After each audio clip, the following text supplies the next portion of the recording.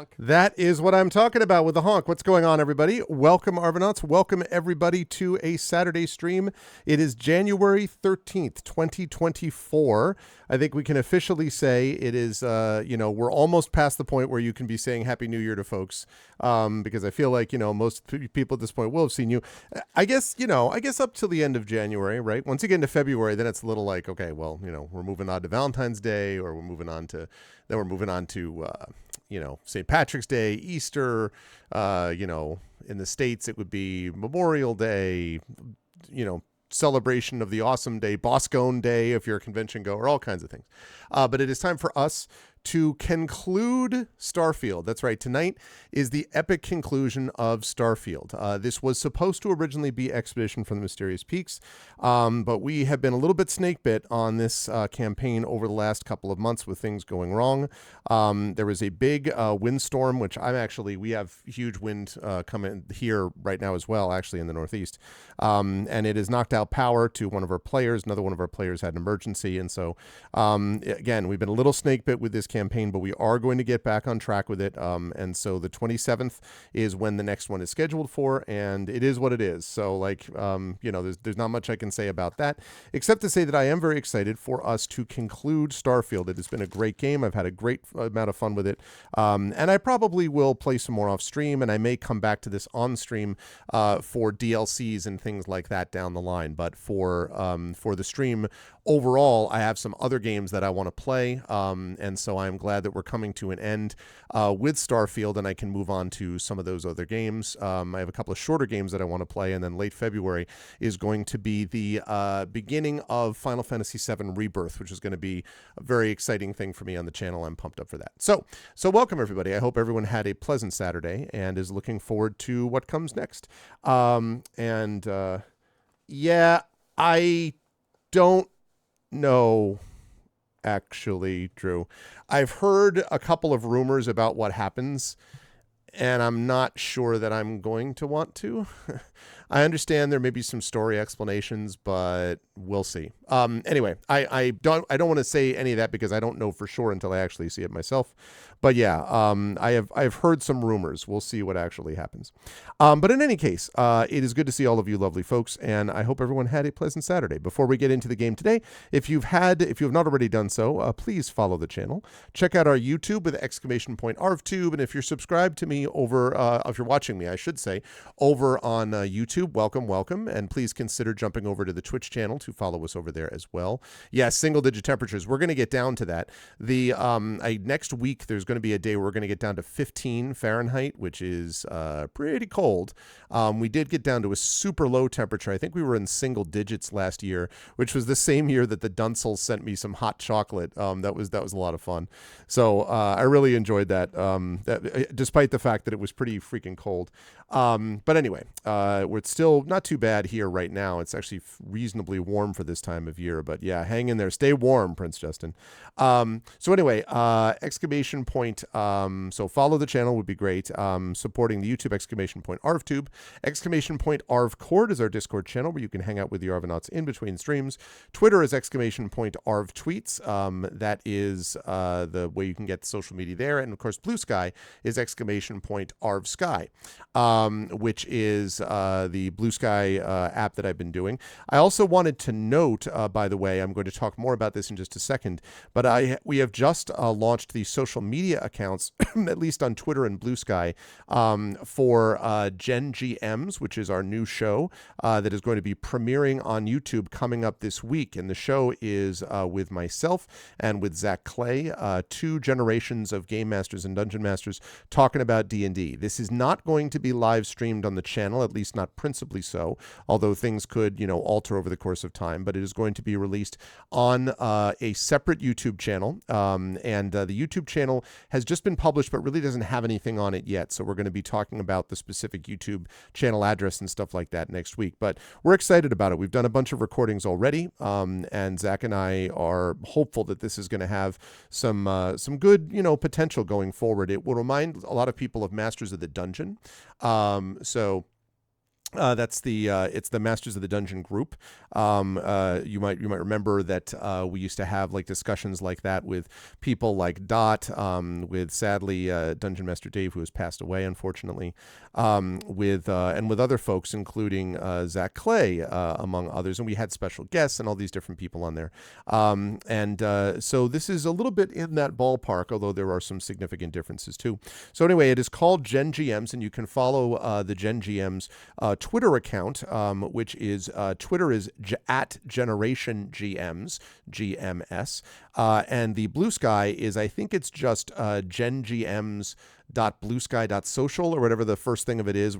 We don't have a web page for for Gen GMs that can do all this stuff that I can do with Arvan Eleron with Blue Sky. You have to have a certain requirement about how it all gets managed. So it's blah blah blah blah social. So but if you go over and you follow me on my channel at Gregory A. Wilson on Twitter and at Blue Sky, then you should be able to find Gen GMs from there, and eventually I'll have links up there. But I'm excited for that.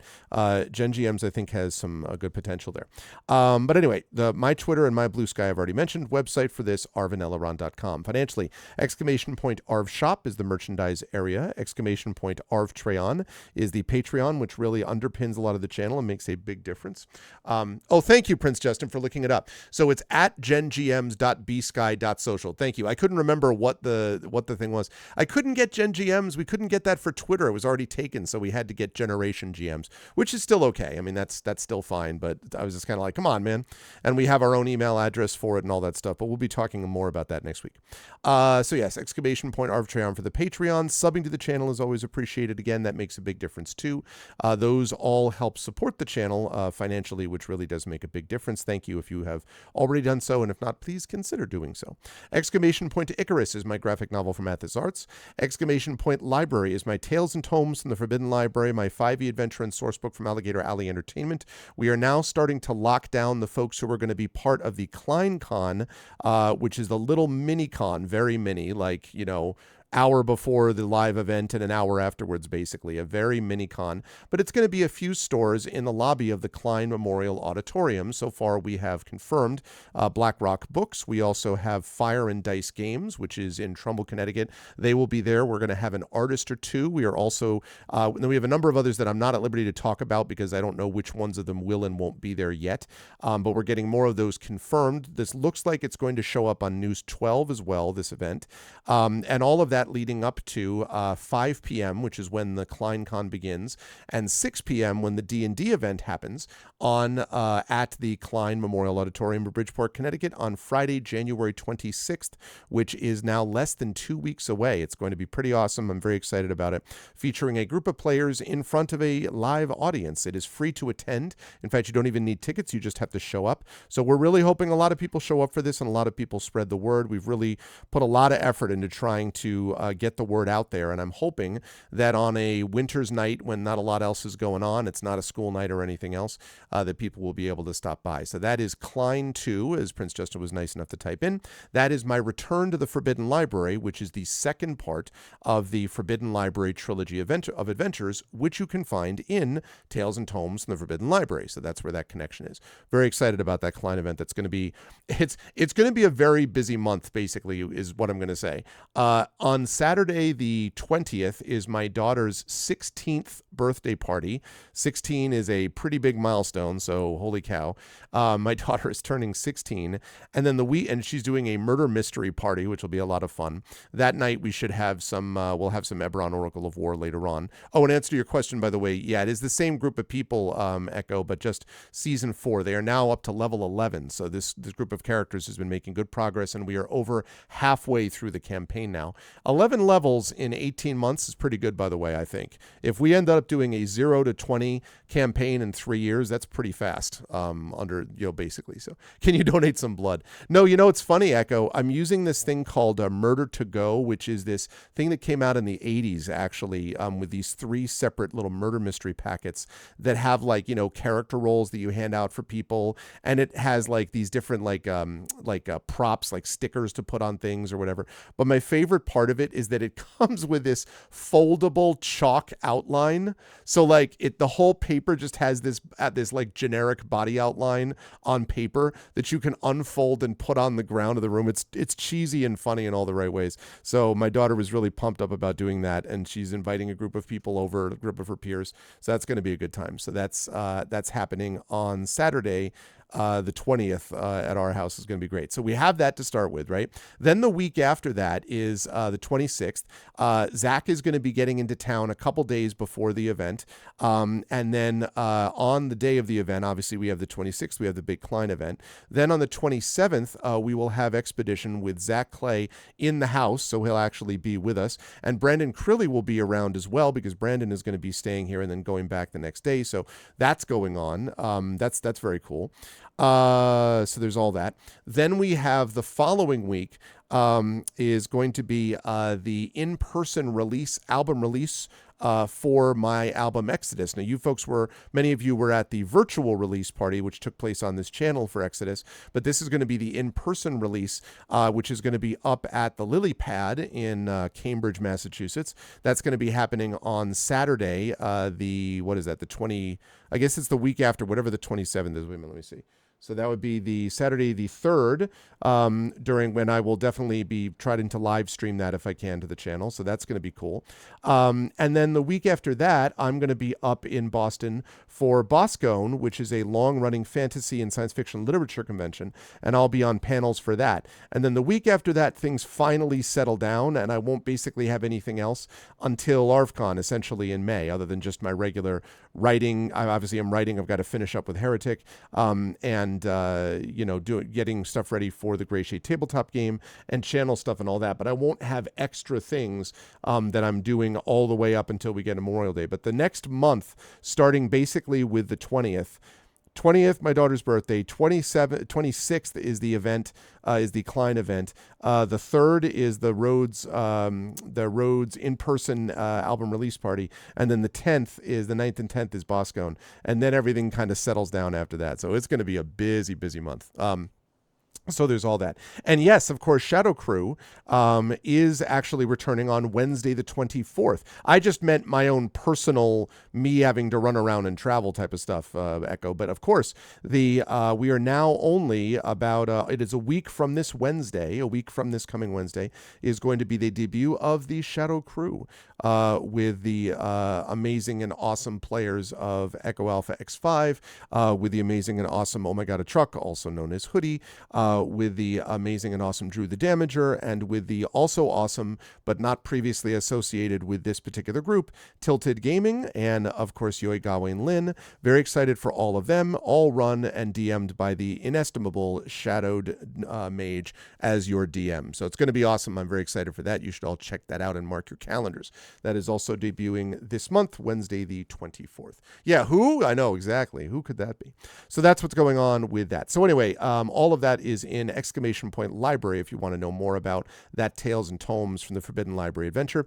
And Exclamation Point Greyshade, my Grey Assassin trilogy, which has been occupying a lot of my waking hours, doing a bunch of writing as I'm in the home stretch here of getting this manuscript finished and ready to go and off to my editor, the amazing Emily Bell, who's going to be editing it. And then I have to respond to those edits and then beta readers and all that stuff.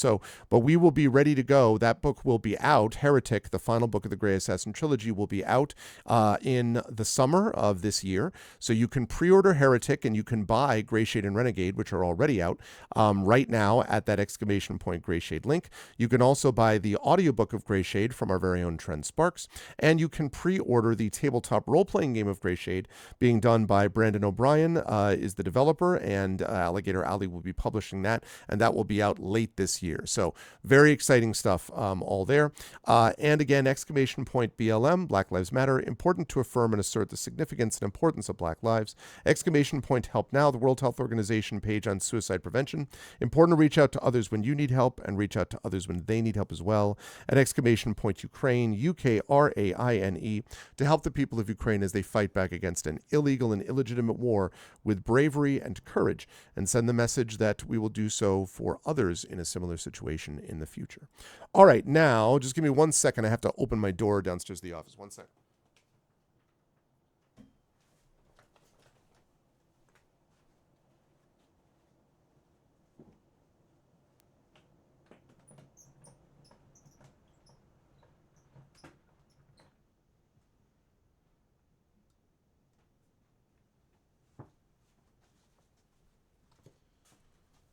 Okay. All good to go. It is Wind Coast Studios living up to its name today, people. It is windy out there. All right, let's get rid of that and let's go up with this. Oh, sorry. I have my camera presently focused on something else. And I just want you to know, I think it's important that we all sort of set a good standard.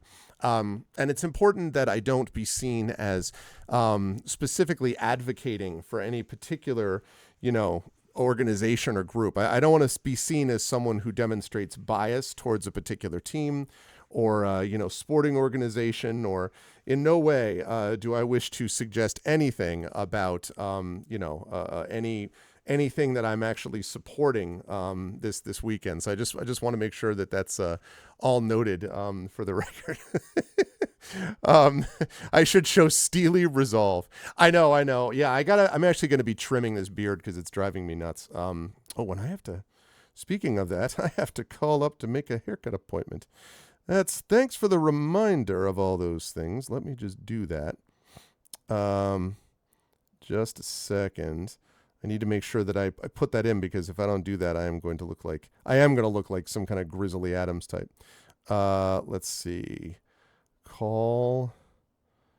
Let's see. Make haircut appointment. All right. Got to make that haircut appointment so that I can make sure that I am presentable for my students. Happening this semester. And by the way, do they even know? They probably don't. Prince Justin, it's a good point. They probably don't. Hey, thank you, Dragon Spear. 77 months. You're probably right. Hillness, welcome. Hillness, how are you feeling, man?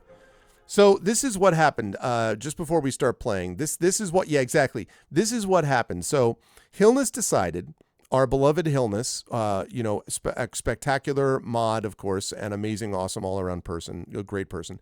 So Hillness decides that he gets a contract to work out here work out in the Northeast, gets to New York City, and promptly attempts to just fall, be consumed by the plague. That's apparently how this happens. Here, I thought that Indiana folks are super resilient and tough and nothing takes them down, and but you got here and all of a sudden you're yeah, I'm practically passing out and blah blah blah blah blah. So how are you doing, Hillness? Genuinely, are you doing okay? Are you on the mend? Are you all right? Seriously, man. I'm going to be very upset with you if you collapse due to. Okay, I'm glad. I'm going to be very upset if you collapse due to horrific disease the minute you get out to New York City. I just want you to know that. What matters here is whether you can actually be good for all of us. In all jokes aside, I'm glad to hear you're doing better, but please do continue to take care of yourself and keep me posted. And I'm glad to hear that, man. He got New Yorked. Seriously, that's exactly how it feels, Echo, But anyway, so I don't know what else I was saying before this. I was going to say something and I don't remember. Oh, I did want to mention one other quick note, which is, let me just double check and see, because I got a couple of notes here. Yes. So Prince Justin has just subscribed on the YouTube channel, which has just been published. Now I have to show this because I am so incredibly impressed with my daughter. So first of all, you gotta give me a proud dad moment, okay? First of all, my daughter is just about to wrap up the first half of the year. It actually ends next year. She's done exceptionally well as always. Tremendous top student. That she's just been amazing, right? I was super proud to watch her when she was doing her concert on Thursday last week. I talked about this. She was just amazing. She's an awesome kid. I love her. She's so great. Okay. So that's all true, right? We are going around confirming attendance at this Klein event that I'm doing in a couple of weeks at some of these places. So we do this video at Fire and Dice Games in Trumbull, Connecticut, because they're one of the stores that will be at KleinCon. So we do a little video, which was the idea of the executive director of the Klein, guy named Lawrence Queso. And she has her iPad Pro that she does a lot of editing in, because she does creative media. She does a video work and stuff like that at her arts program, which is a art school that she goes to.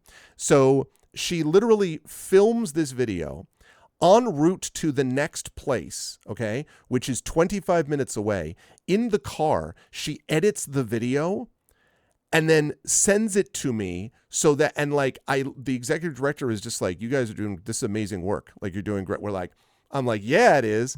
And then, so what you're asking, okay, why are you just like rambling on about your kid? Well, first of all, because I love her. So there, but also because I just wanted to talk about this thing that she provided us. And let me see if this is the right one. That is not it. Hold on one second. That's not it either. All right, bear with me 1 second here because I want to show you all what the thing is that she did. So for Gen GMs, which Prince Justin was kind enough to subscribe to, I'll be talking much more about that as we go. Okay. All right. So I'm about to show you. This is the logo. I'm about to reveal on stream. Now I've already shown it on the sort of main the main Twitter feeds and everything. This is my daughter's logo. Check this out. For Gen GMs. How amazing is that? Like, I just, like, are you kidding? Like, it's freaking tremendous. Like, the wizard hat, the dragon. I had told her, is there a way you could make the dragon into an S and can you make it a little fancy? And just like, I'm like, that is badass. Like, it looks really good. And that's blown up, right? So if you reduce it to its normal thumbnail size, I figured you would like the dragon spear. Isn't the dragon awesome? I don't know. I'm just like really, really impressed. So she did a great job. That is the official logo for Gen GMs. And Zach and I are very grateful. And in case you're curious, yes, I did pay her. Even though she is my daughter, that is professional work. And I was proud and happy to be able to pay her. Yeah, I know. She has competition, I know. Well, you know, it's funny. She's obviously, Tari and she have talked a little bit about drawing and illustration in the past. So it's funny you mentioned that. But yeah, I'm just like, admittedly, I'm biased. She's my kid. But I just was like, dude, that looks really good. So a lot of the stuff that you're seeing now, I feel like I have an in-house, like, graphic designer and a literally in-house graphic and video person. So there it is. So it is officially up there now because it takes a little while to propagate. So yes, there it is. I'm going to talk more about it next time, but this is the actual one that's there. So it is at Greg Zach GMs. That is Gen GMs. At Greg Zach GMs is the YouTube channel. There is literally nothing on it right now except for a logo, a banner, and a description. And it also has a link to like our email and stuff like that. We will be starting to release shorts next week and then full-length episodes very shortly thereafter. So please do subscribe to us. I'm going to push that more next week, but I am happy to have you do that. And please do as well, if you don't mind following us on Twitter and Blue Sky, that would be lovely. This is jointly run by myself and Zach Clay.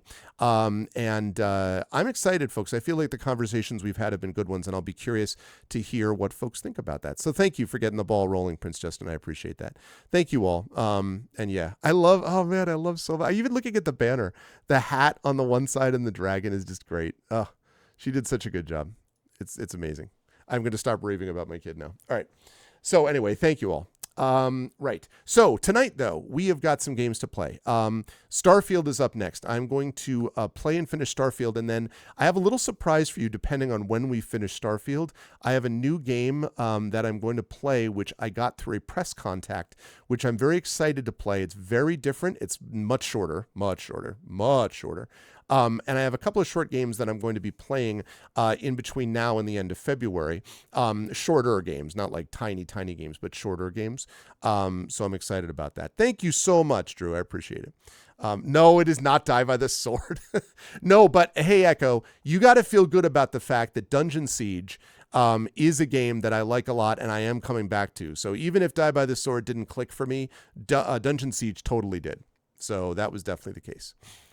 Thank you also on my YouTube channel for saying that, Prince Justin. So, Dredge is going to happen on, that is going to be as soon as I finish Tintin Cigars the Pharaoh, on GOG. That's going to be my GOG game. Triffid is playing Dredge. So I'll definitely be playing Dredge. Fear not. I am excited about Dredge. So 2 different games. More Die by the Sword. No, not Die by the Sword 2. No. So, yeah. Oh, no, I like Dredge a lot. I'm coming back to Dredge, but I figure that way I get to play it more regularly and consistently while also playing other stuff. There is a world in which I have, once in a while, I've played games both on my channel and over on GOG, and I've just gone back and forth. Typically when I wanted to make sure that I would finish a game, and I wanted to do it because there was another game coming out I wanted to be ready for. So, so I might do that, but I'm not going to promise that. Also did want to mention that I've been watching a little bit of, I don't know if anyone has watched the, some of the folks like Co-Carnage and Itme JP and a couple of others have been playing the new Prince of Persia, which is coming out on January 18th, which is, I think, Prince of Persia: The Lost Crown. And man, watching that game, I have gotten two major vibes out of it. One of them is Guacamelee, which is not my favorite vibe because I struggled with that game. But the other one is that feels very Metroid Dread. There is a lot of Metroid Dread in that Prince of Persia. And I have a soft spot in my heart for Prince of Persia, actually. I do like the Prince of Persia series. So I have thought about the possibility of maybe checking that game out down the line, depending on how things go. But yeah, I don't know if anyone's seen it, but man, did it remind me of Metroid Dread. A lot of it there. Dredge and Dave the Diver. Oh, you're trying to complete Metroid. Are you playing the first one? Let me switch over to the game too. Are you playing the first one, Echo? Or are you playing, one of the primes?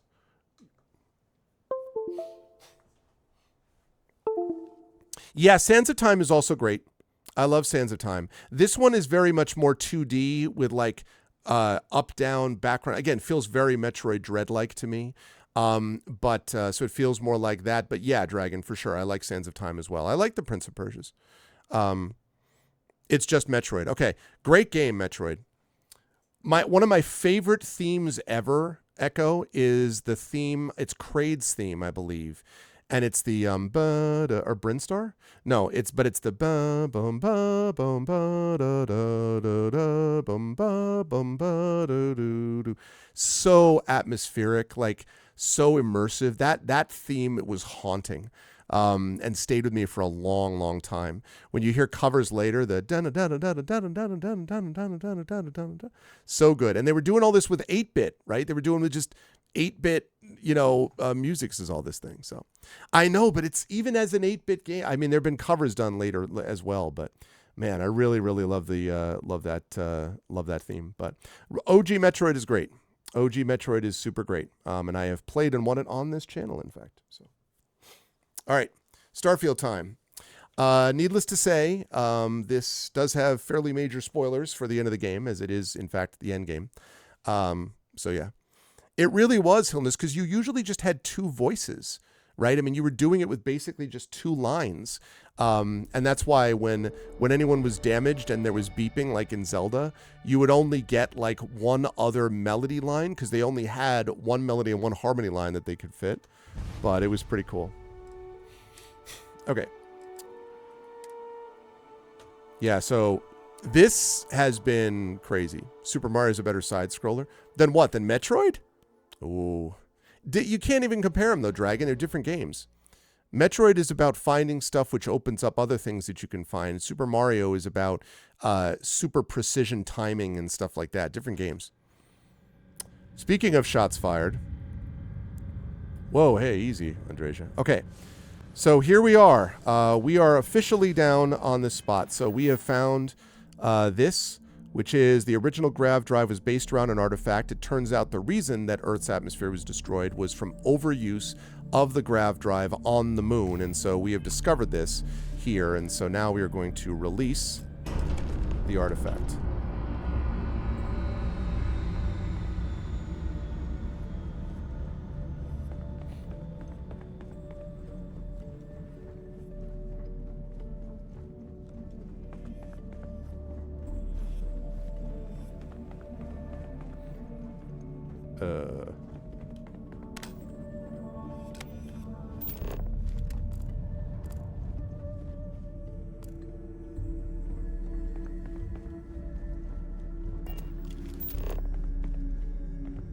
No direct path. I've noticed. Yeah, this is supposedly towards the end. Very right towards the end. I just don't totally know where... totally know how to get there.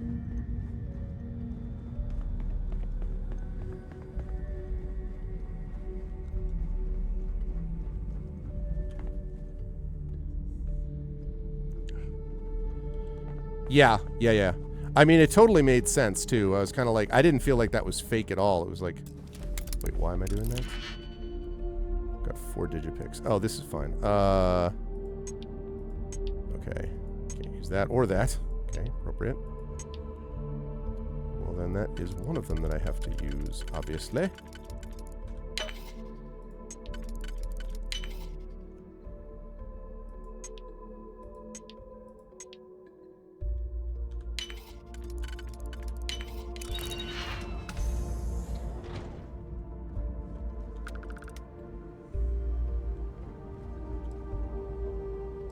None of that is important. None of that is important.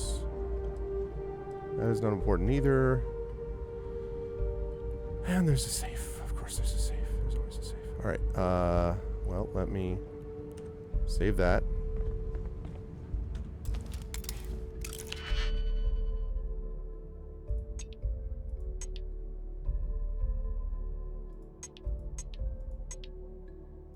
It doesn't get used at all.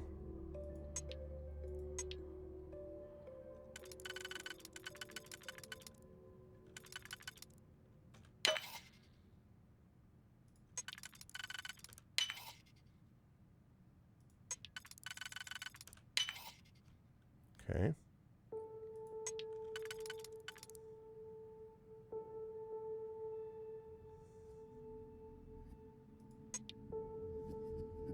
Uh-oh. Uh-oh, SpaghettiOs. Got a problem. Yeah, that's what I thought. Let's reload that. I screwed that up. I messed that up. I made a mistake.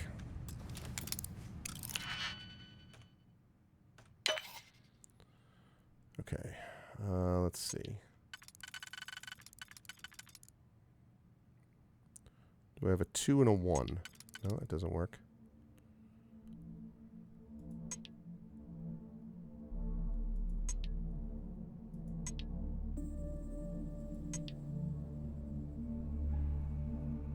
Either way, I need a 2 and a 1, right? Oh, wait, I have a 3. Oh, jeez. That was an unnecessary thing that I didn't need to do there.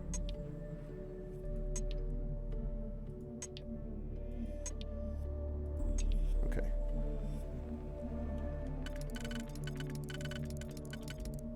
Mm-hmm. Yep. Okay. And then that goes like that. No, it does not go like that.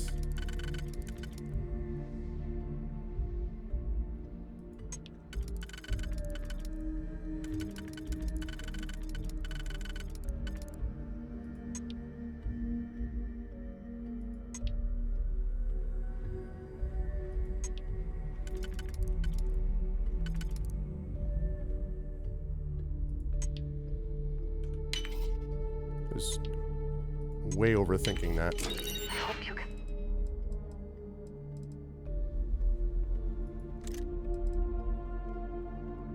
Alright, let's see how good that pistol is. How good is this pistol that I just got? Oh, there's 2 23 ones, 11s. Oh, this is better. Although this has the extended magazine, but that's not, frankly, as relevant as this one.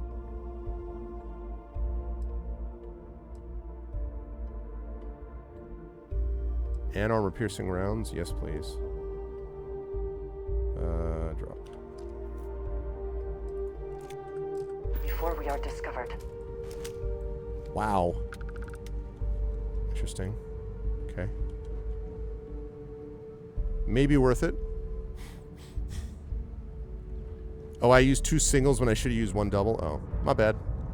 My bad.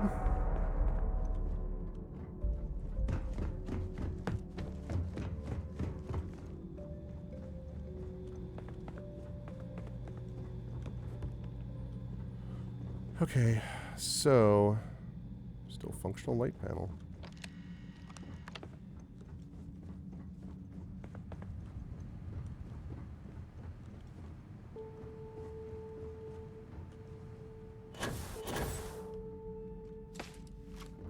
Okay.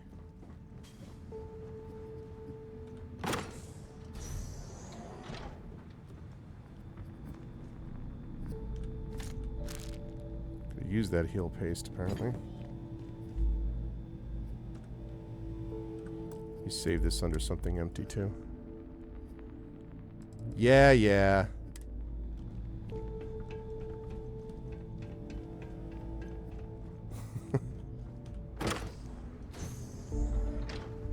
What did... Wait. I don't know that that helped, actually. Still no direct path scene? Oh no, I'm back up here. Ah! What the heck? The heck, man?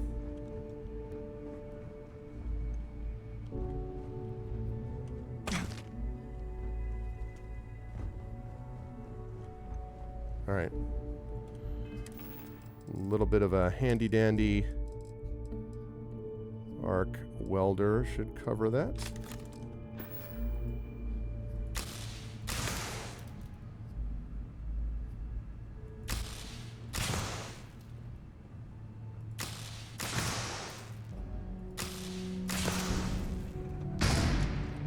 Okay. Open says me.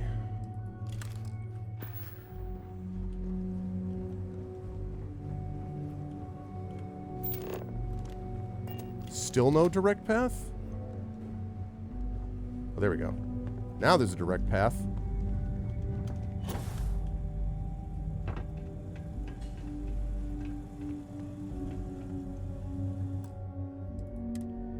All right.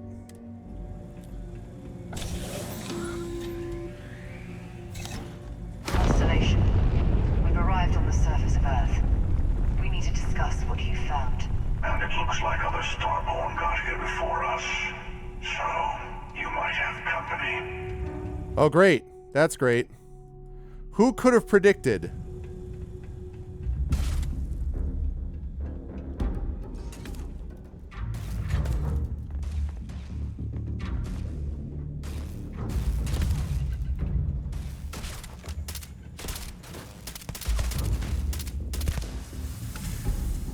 I know what these quantum essences do. Open says me. I use a clip a lot. Whoa, boy.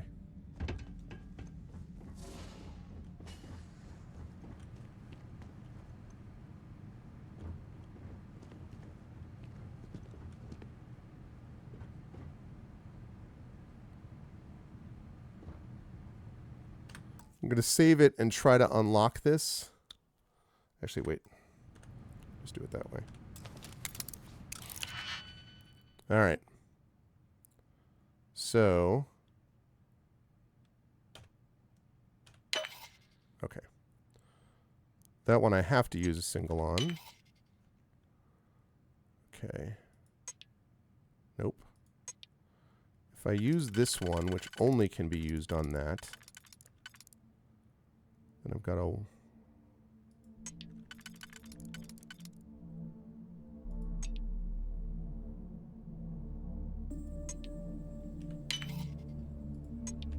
Nice.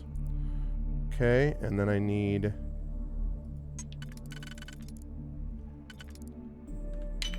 Yep. There we go. How quickly can you get that done? Pretty quickly. Ugh.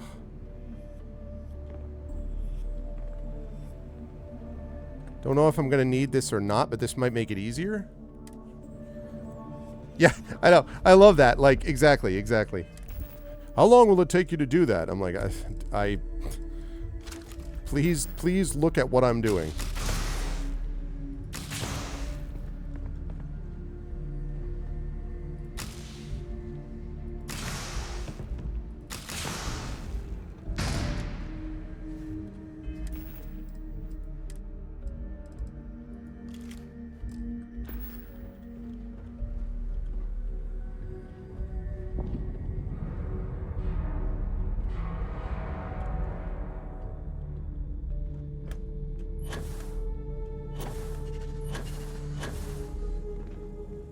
It accomplished nothing.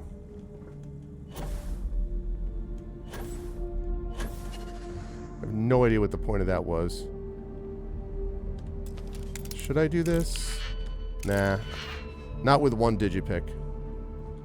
I need to save it for when I really need it.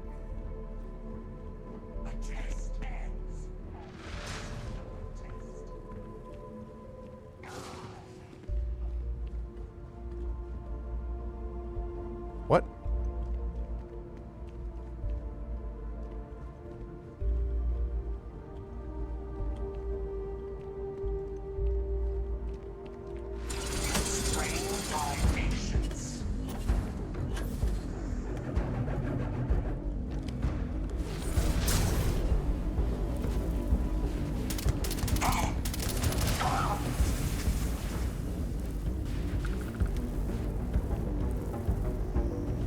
There's another one somewhere.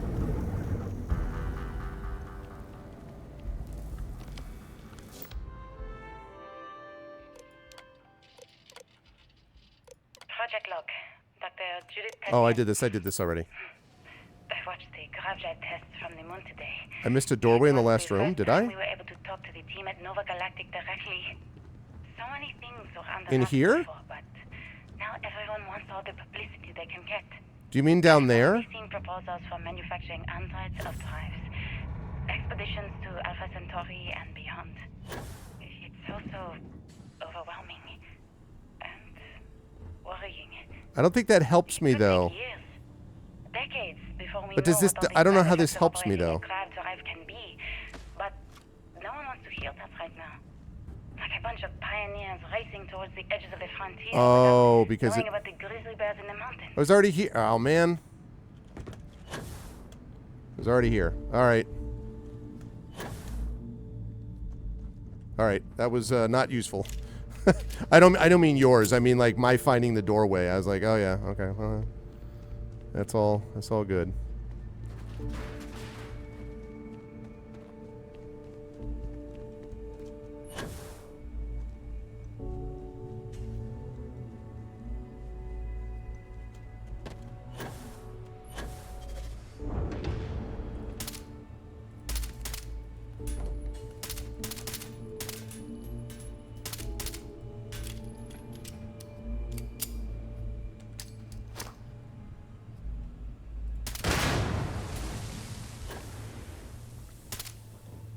Pray we do not catch you.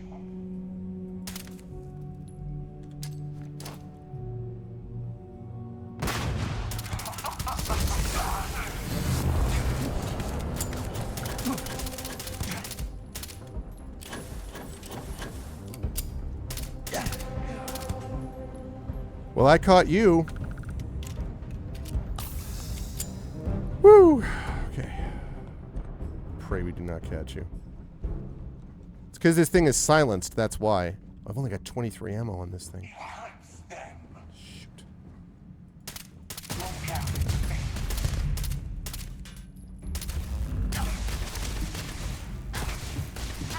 Ears ringing.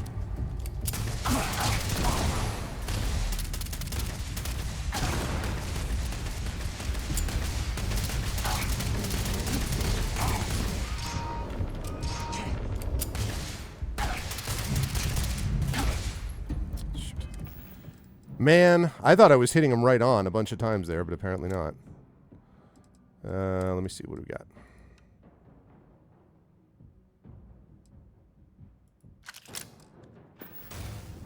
Fall to dust.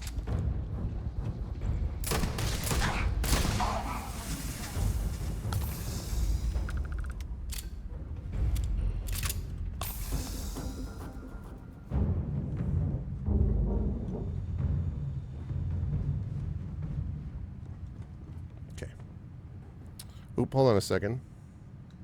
I just realized that my little... The automatic switching off of blue light, which I appreciate from Windows, but like... makes things go weird otherwise. Okay.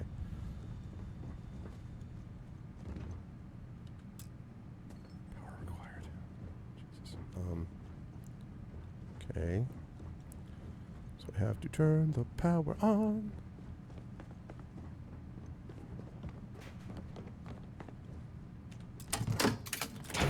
God, I still had one.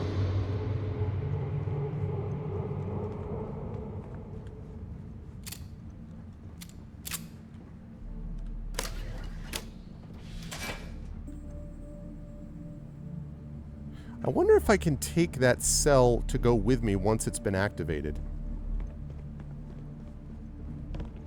I bet I can't. Oh, I can't. Okay. Oh, well.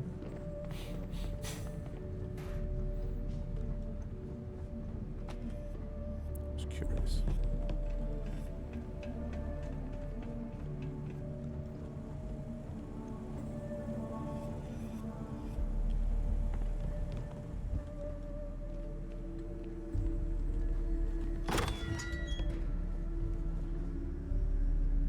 Anything?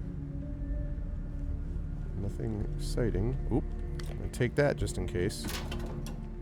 Maybe another thing that needs power at some point.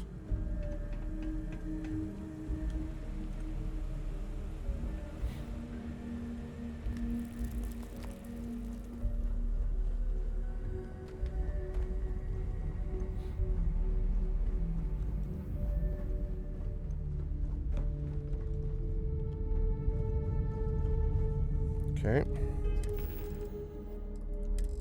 Had to use a lot of these,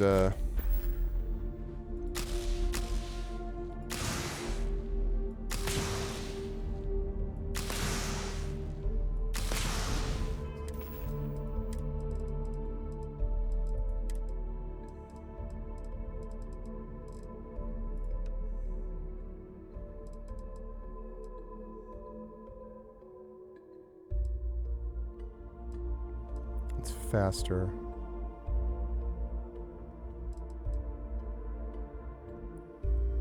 Oh, this is why. Epic pistol. Well, it may be epic, but I favorite that. But keel hauler, unfortunately, I don't have any ammo for. Wish I did. These are living stones, but their fire rate's not great.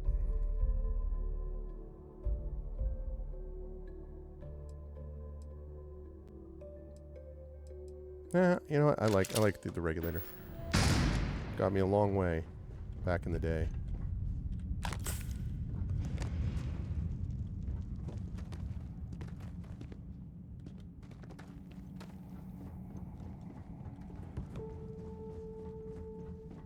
You will fail.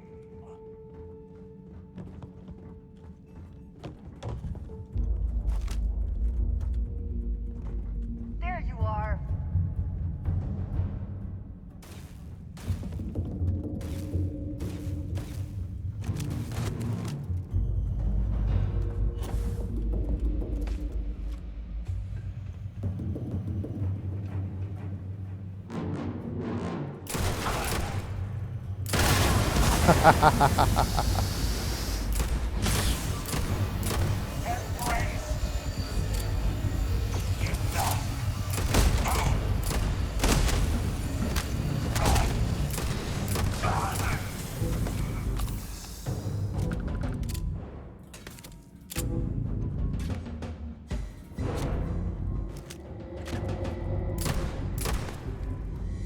Oh. Are you hitting me through the wall?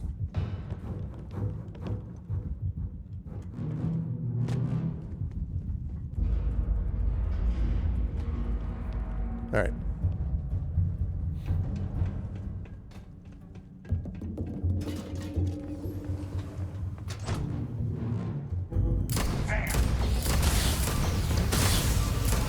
Time and space. Oh.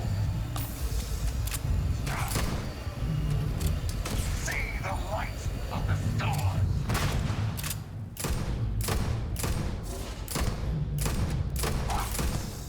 All right, Mr. Starborn.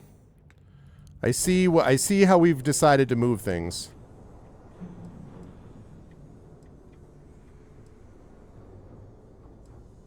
Amazing.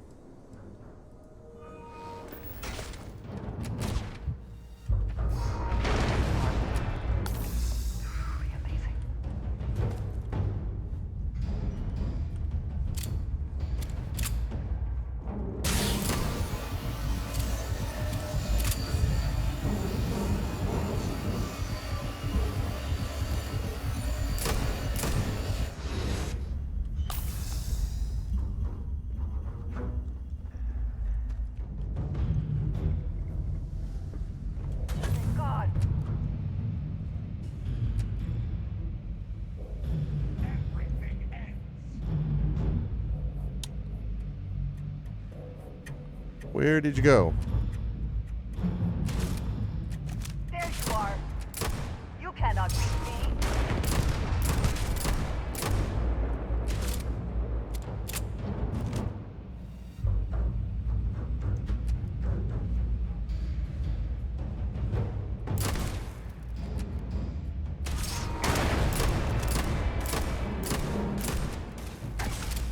There we go. I did not want that dude following me around. Okay.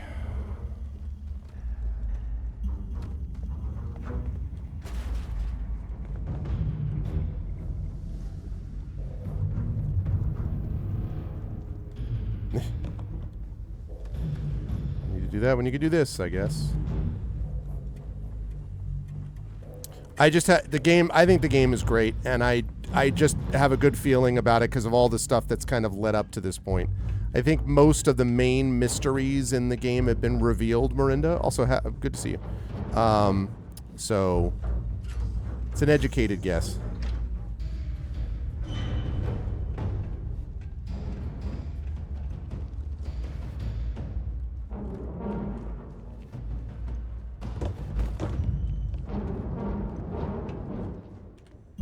Okay. Yeah. I just have a good sense of it.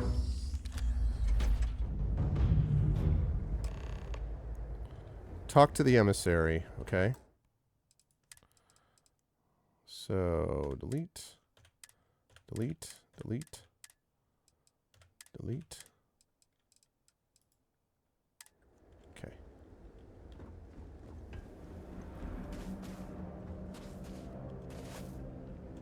On my way! It's the emissary and the hunter.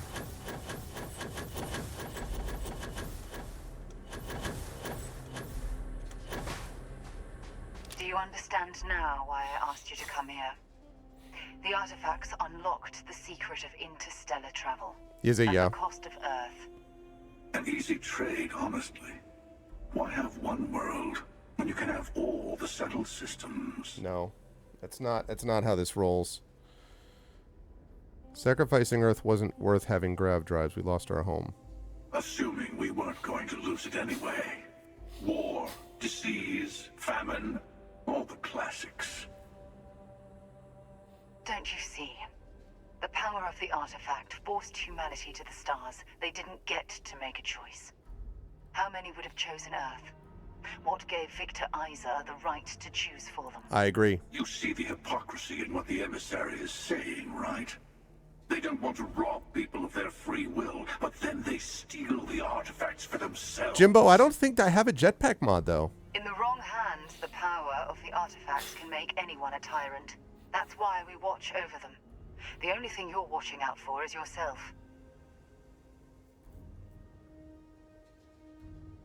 Oh, so this is going to be big. The emissary is right. The artifacts need to be in the right hands. The hunter is right. The only real rule is who gets all the artifacts first. No, the hunter is definitely not right. The question is whether it's the emissary or whether it's time someone other than a Starborn made a decision.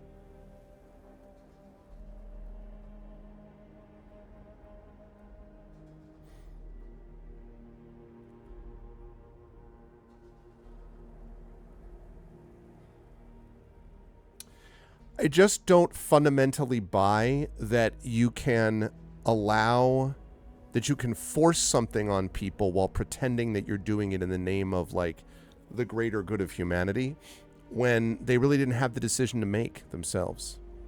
I think I'm going to go with the emissary, although the hunter's definitely wrong. My only question is whether I'm tempted to do the you're both wrong, but I don't think this does anything for me because I generally agree with the emissary. And the emissary would not have gone around and like slaughtered everybody. Plus the hunter killed freaking killed Sarah. Oddly, the hunter killed Sarah of this universe, which is interesting. I think the emissary's right. Join me, old friend. We can collect the final pieces together. Oh, no, you don't. You're not his old friend, remember? You're from another universe. Don't try to manipulate him. Okay. I couldn't win you over on philosophy. How about pragmatism? I'm more powerful than the emissary. Than any other Starborn. And you might not understand why, but I want you to succeed. You've never gotten this far before. I need to see what happens to you.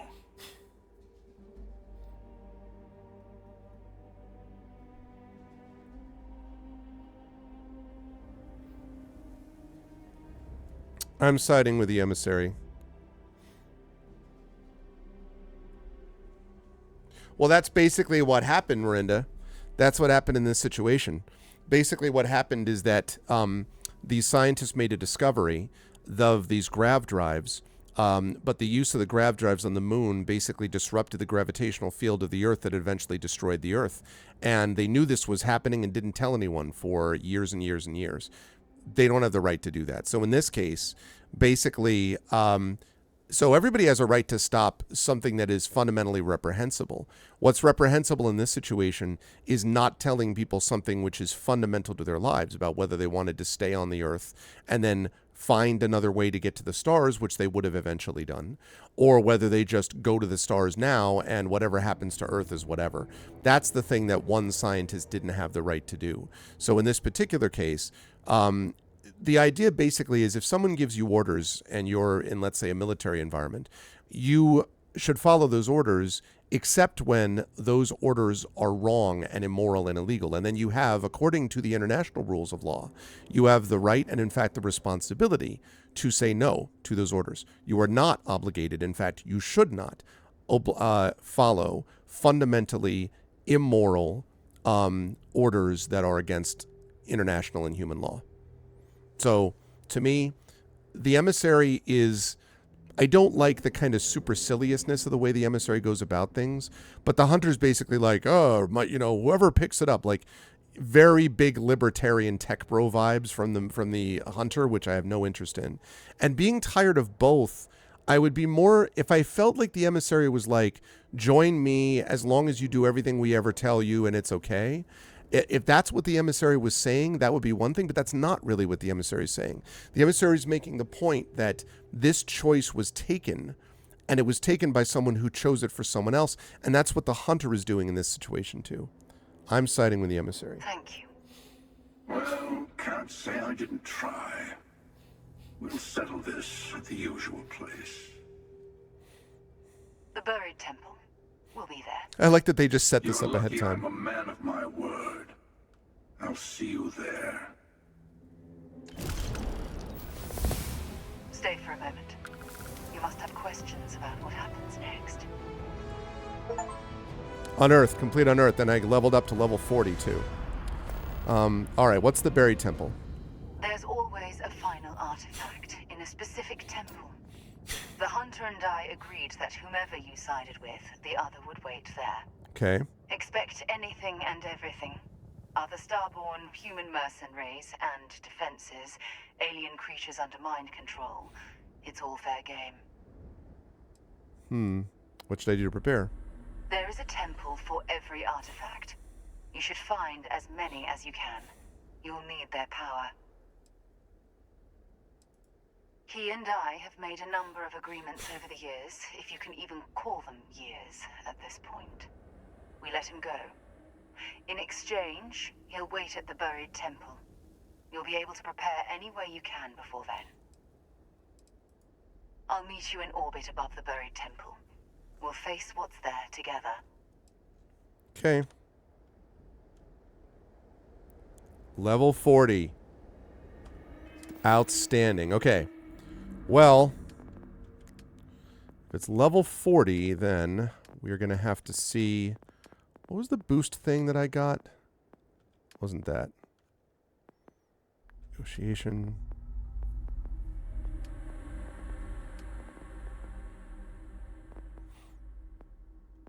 Oh yeah, boost assault training.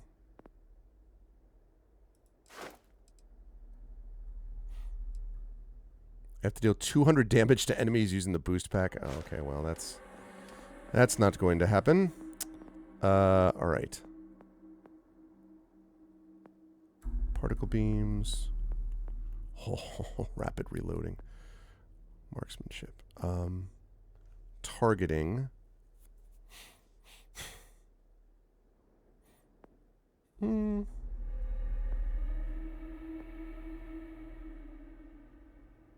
Attacks ignore 15% of a target's armor is really nice.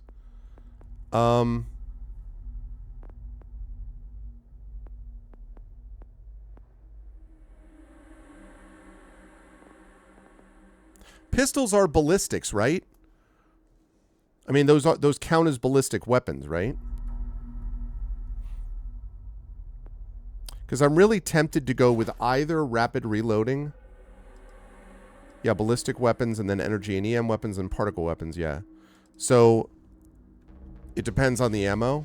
Oh, okay. Right. Okay, you know what then? I feel like armor penetration is going to be useful whatever the situation, so...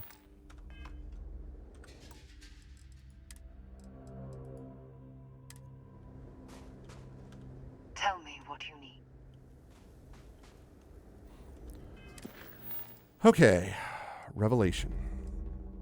Go to Masada 3.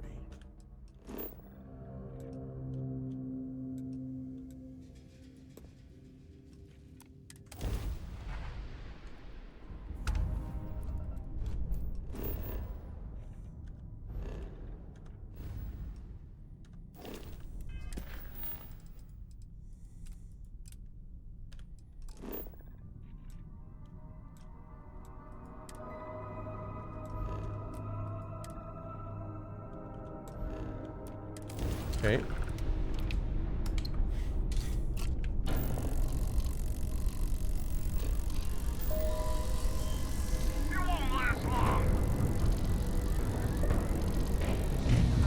Oh, sorry, I can't stay, Spacer. A daring voyage in the oceans of space.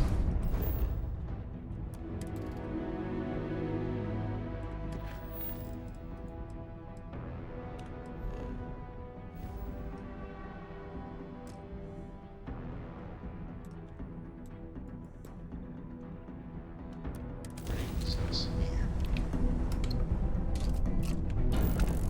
Okay.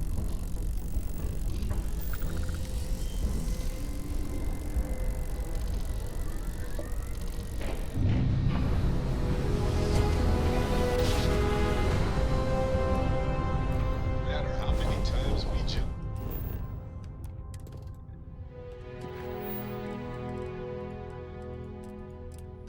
Okay, now, can I do it? No? Nope, not quite. System by system, because I haven't explored the other ones.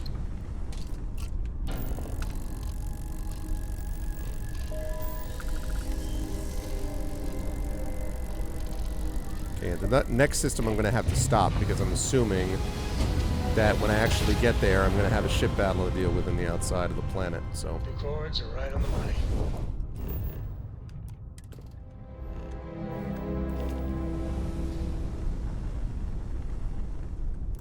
Okay.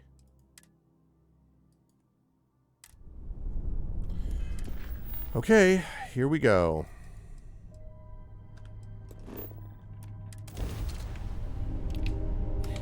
Masada time.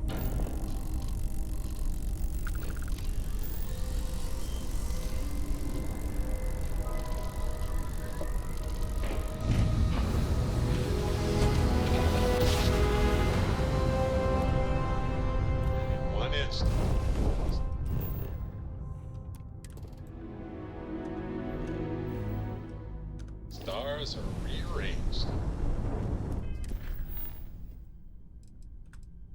We are. Okay, so there's this. I admit, calling for help isn't usually how I work. But you'll be surprised how eager the other Starborn were to join in.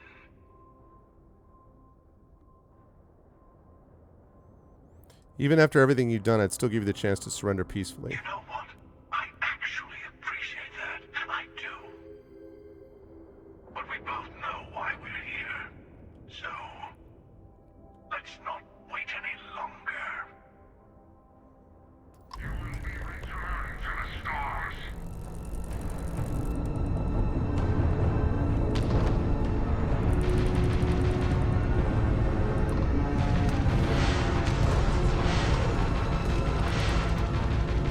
I'm here.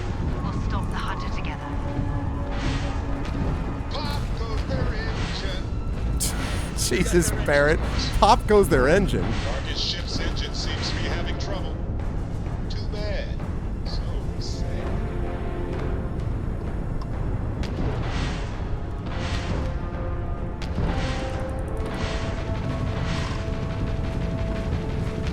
The artifacts are mine.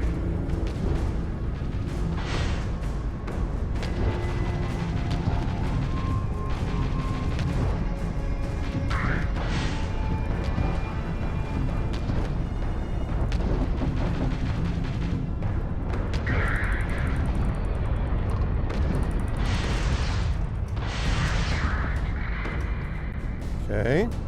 Next.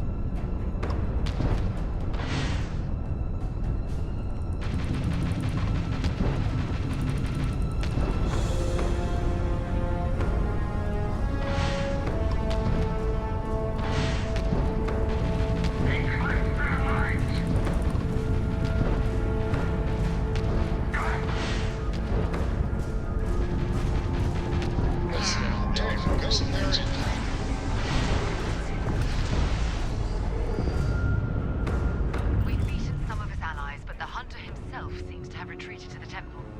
Let's take this to the ground. Figured. All right. See soon enough. But expect anything. Enemy Starborn, human mercenaries. I know, I was wondering about that Dragon the Scorpius whatever it thing. takes to stop us. Okay. I'll meet you there. Be ready. Okay.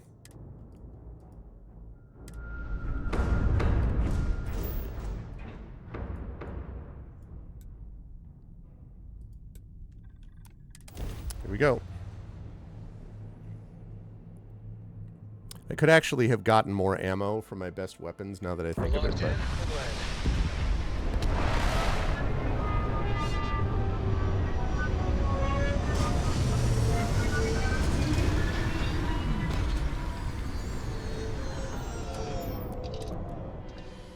Another planet without native life. All we need to concern ourselves with then is other visitors. The hunter will be below with the final artifact. His allies will be throwing everything they have at us. Be on your guard. The temple is below. The Starborn here often lure mercenaries to this point to act as an additional line of defense.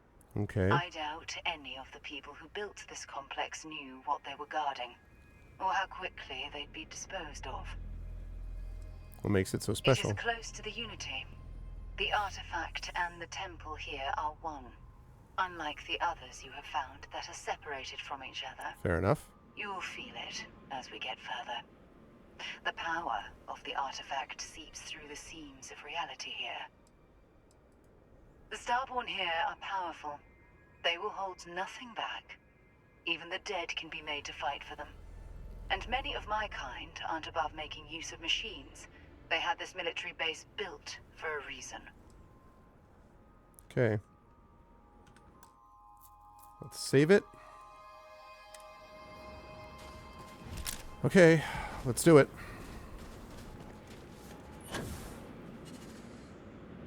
Jeez, look at this place.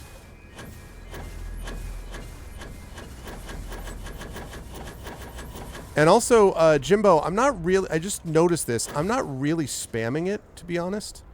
I mean, I'm sort of picking it up just as it...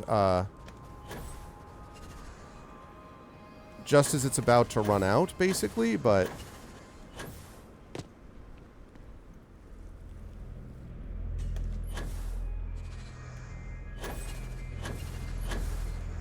This had slightly less gravity. Whoa. Suddenly Andreja. Hi, Andreja.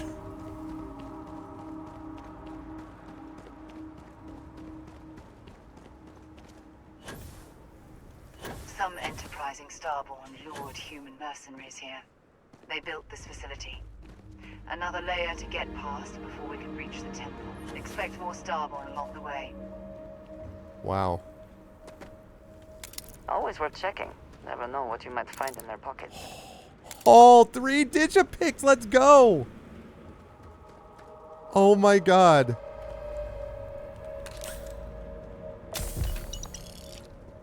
Frostbite. I'll take care of that in a minute. Dude, 3 Digipicks. 4 Digipicks. Oh.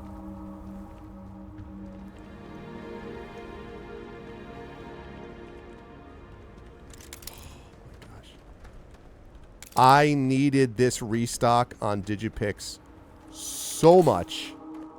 So much. Oh my goodness gracious.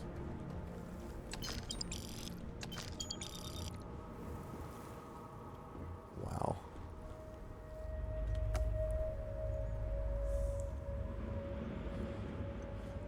Yes, when I get close to the inside, I'll deal with that.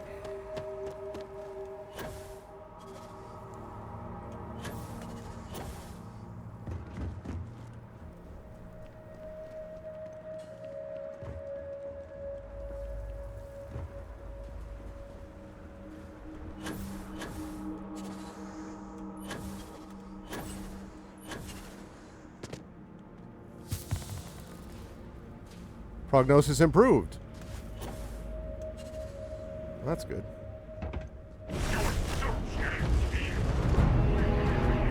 Here they come. Make ready. Oh, shoot.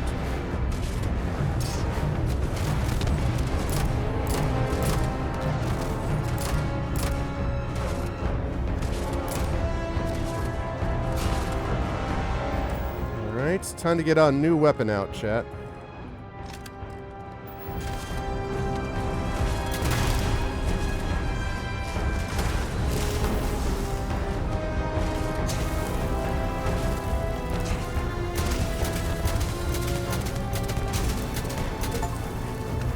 One down.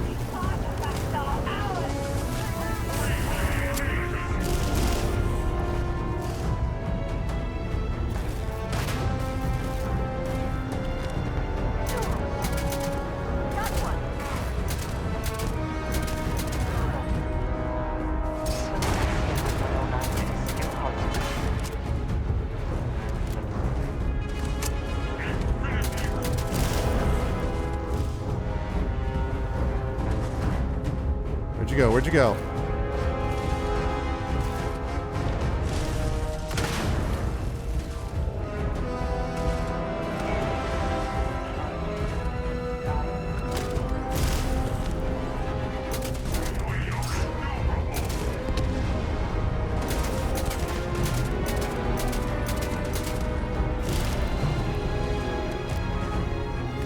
Okay.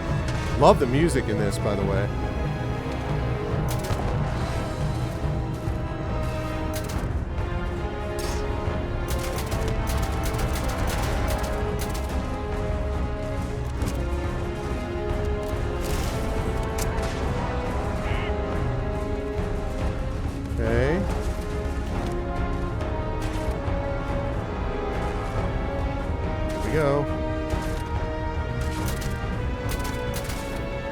Is that the hunter? Oh, sorry.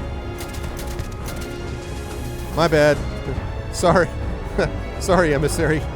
I kind of screwed that one up.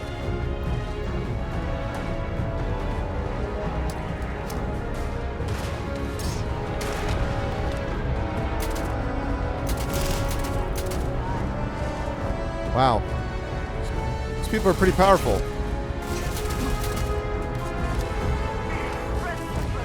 Another one, good.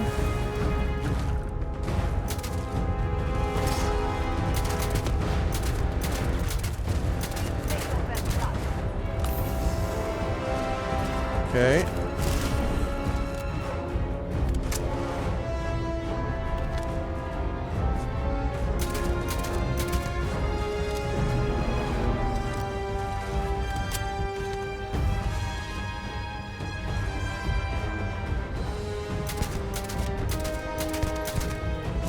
Got him. All right.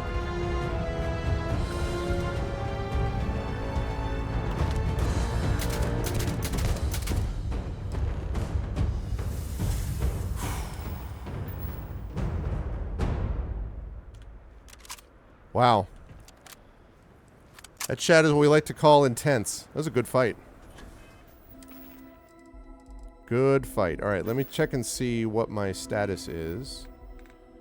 Right now, I am dealing with frostbite and freeze. Okay, frostbite. So I will take care of that.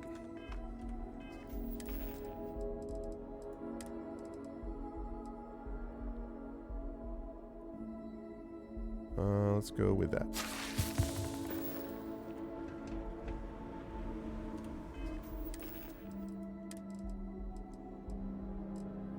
I do note the irony of taking out some Starborn with some old Earth hunting rifle.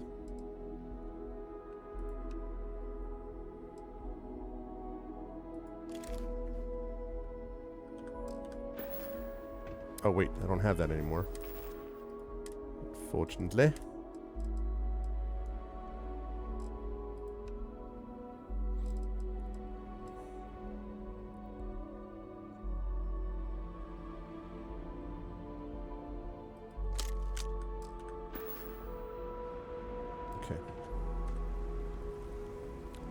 Yeah, and I've been loving so much doing the sniper spots, like finding the spots there, honestly, Drew, that like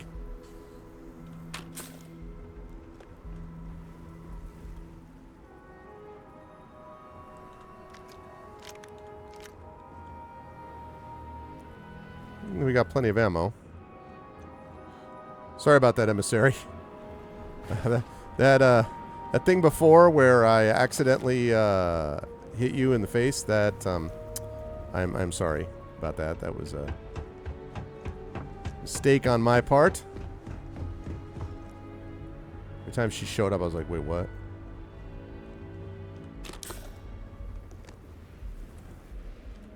Best not to leave anything useful behind.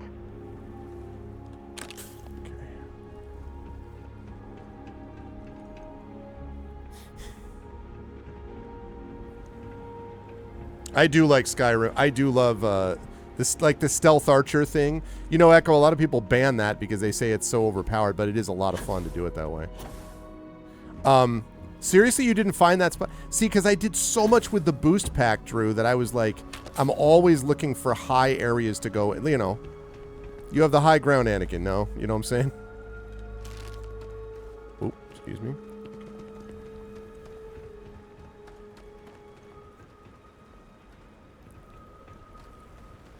Okay.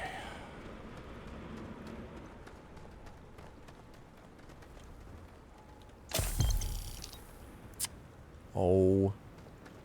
Frostbite gained.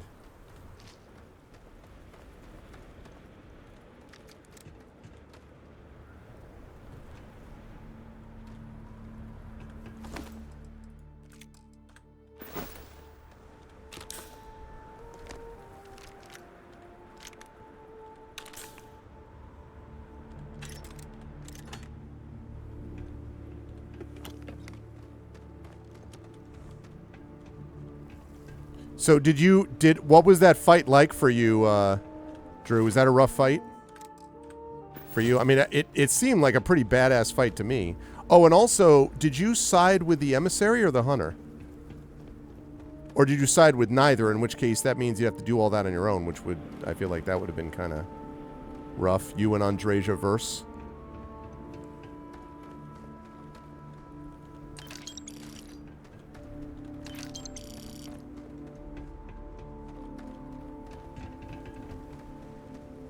It was brutal. You did back the emissary. You know what, Drew? I'm going to bet. You tell me if I'm wrong. I'm going to bet that you did it for similar reasons than I did, which was basically like, you can't take the choice away from people and then play this game of being like, oh yeah, you know, well, like, we would have destroyed ourselves anyway. No, not in evidence. Point not in evidence. You know, and even if we were, it would be up to our call to do it. Like, the hunter just, oh god, such libertarian, like, nonsense. Ugh. Like, that part of it is not difficult. The only thing I wasn't sure about 100% was whether to do it on my own or whether to back up, I think now that I have more digipicks, I might actually try to open this. Or whether to back up, whether to back up the emissary, but in the end, I decided, you know, it made more sense. I decided that it made more sense to back the emissary because I think the emissary was basically right. Like, also, the emissary didn't go and kill her version of Sarah in our universe, by the way. Incidentally. Oh, really? 0 wire. I was hoping I'd get some more ammo.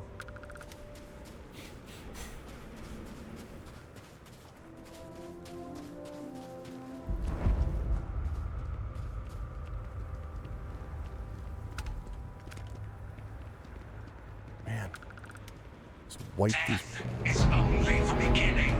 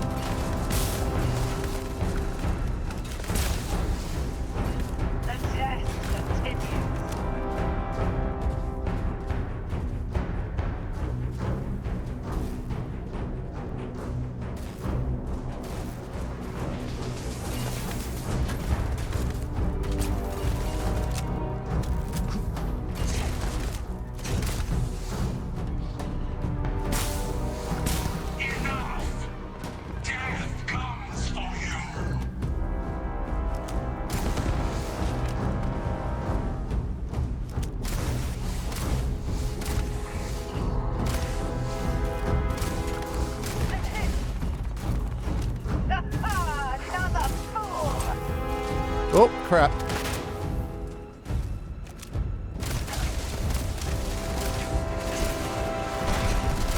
Ouch.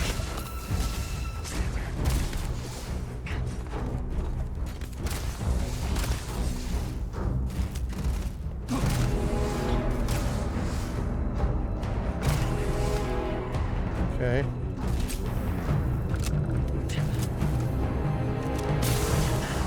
Okay.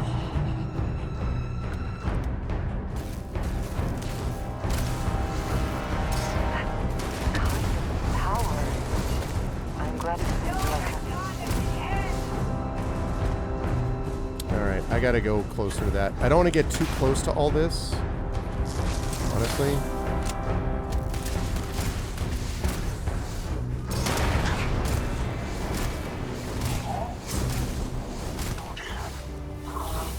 Level 41?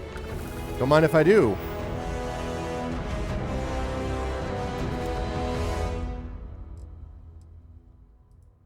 Oh, I have to kill 20 enemies with a non-automatic weapon. I need one more enemy.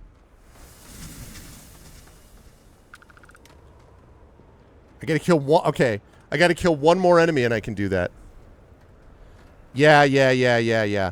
Did you have any inclination to do it on your own and tell them both to go? I mean, I could see an argument for that, except that none of what she said, I didn't really disagree with anything she said. Like, I wasn't like, you know, if she was like, well, you know, we need strong order and, you know, you need to surrender yourself to do blah, blah, blah. Like, if she had said stuff like that, I would have told her where to go stick it. But, like, she didn't say any of that. Like, she was basically like, well, you know, like, you see what they did. And I was like, I do see what they did. And you were like, so there's kind of an issue with that. And I was like, I could not agree more. There is an issue with that. And so, like, eh.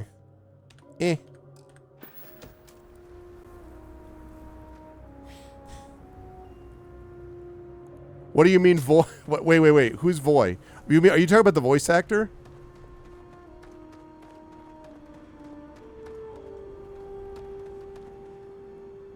I can't appreciate that. I can appreciate that. I understand. I get it. I do have a good number of these, but oh, I have 16 of those heal paste. Oh, okay. Then that's good. Then I'm all right.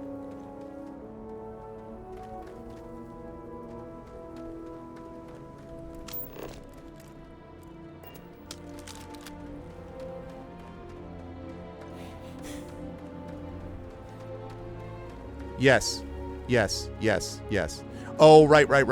Because of Voyager. I see. I got what you're saying. Yeah. I hear you, Echo. Yeah, exactly, Drew. That was my take on it also. And so I was kind of like, yeah, I don't actually disagree.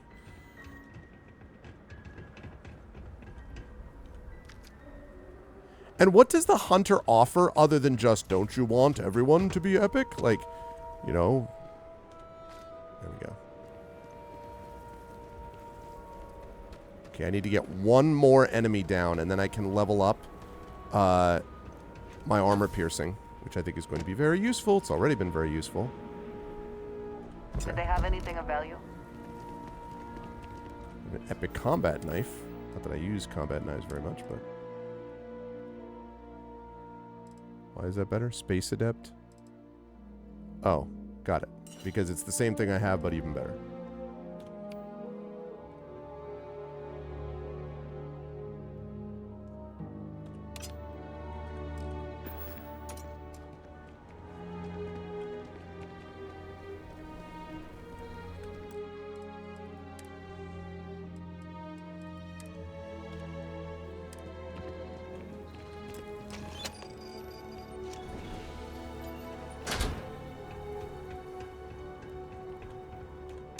Okay, here we go. Time to find the artifact, chat. Time to find the artifact.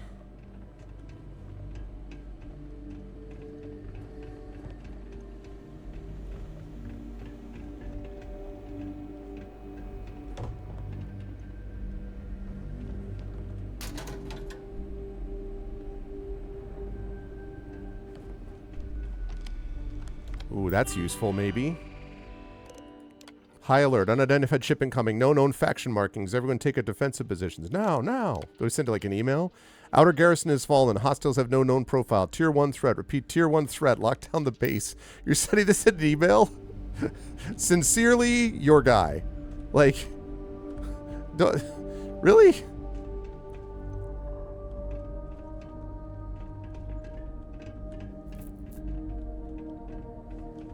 Remember, chat, workplace safety is everyone's job. Okay, thanks, Jimbo. Sleep well, Hillness. Feel better, man.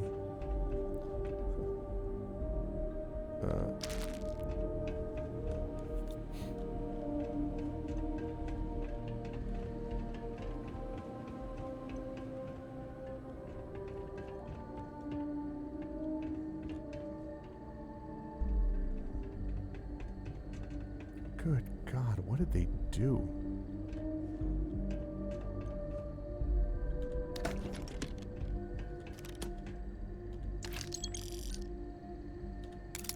Another digipick.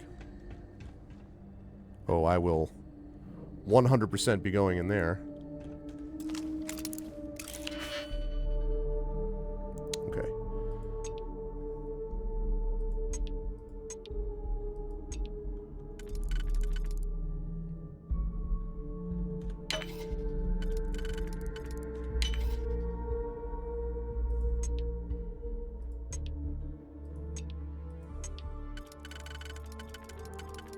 Okay, so let's see. Right.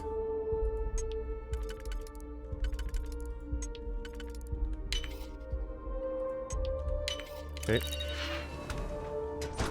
Yeah, buddy.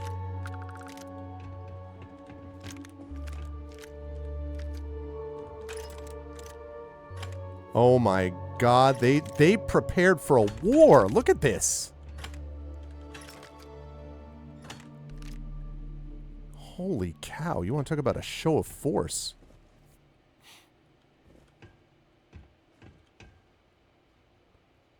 Not that it mattered. Wow.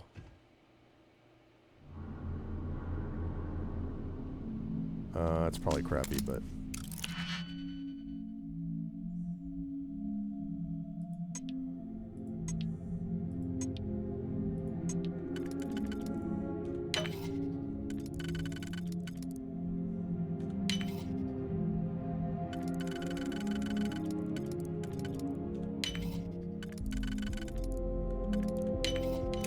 What you good to do? Just break it open. Oh, I still think I am.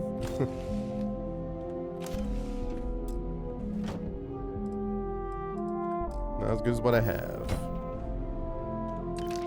Woof.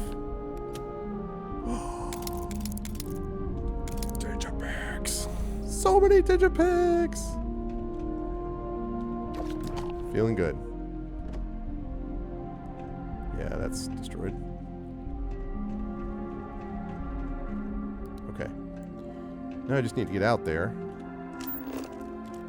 And there have been so many no direct paths seen. Yeah. Oh, I see what you're saying. Yeah, exactly, Verinda. Yeah, exactly.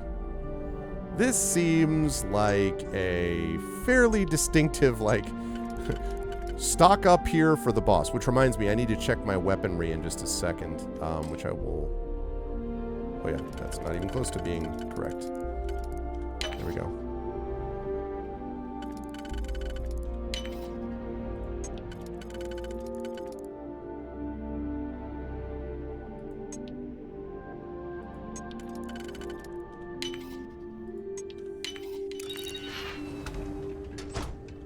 Okay, another Digipick. Oh my god, they decided to give you every Digipick.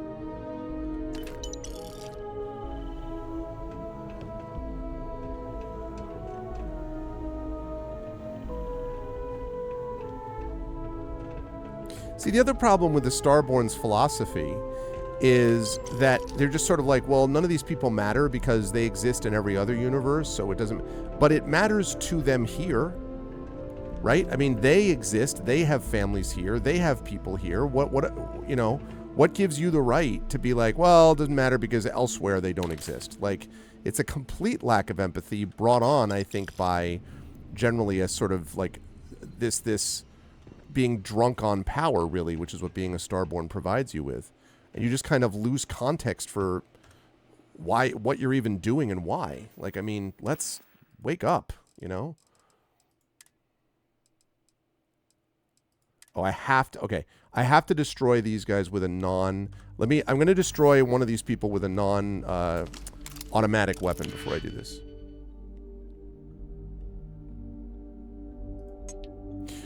Yeah, I guess what I mean is the Starborn, I guess they're all Starborn, but I guess what I mean is that there are other Starborn that are not allied, that are obviously not in favor of the emissary either, I guess is the thing I was thinking about. So that was kind of my theory, I guess.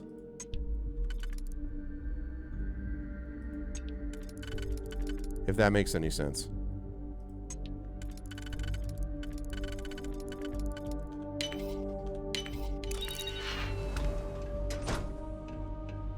So yeah, I mean that is also the problem with the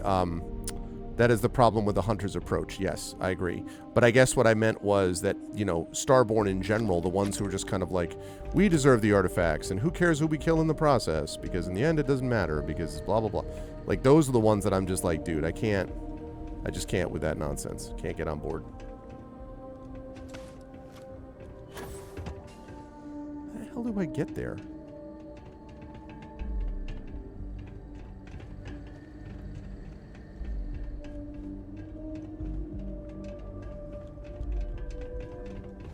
This way?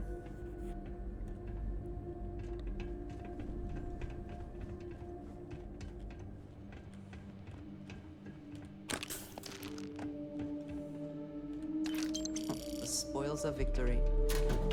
Hopefully they amount to something.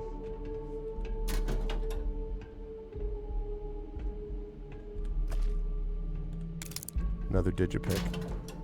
Couldn't find Digipicks for love nor money on like 3 planets before this, and then nothing but Digipicks as far as the eye can see once you get here.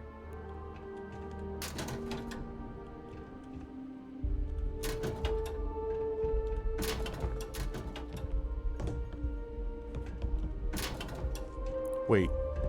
Wait a minute. Get out of the way.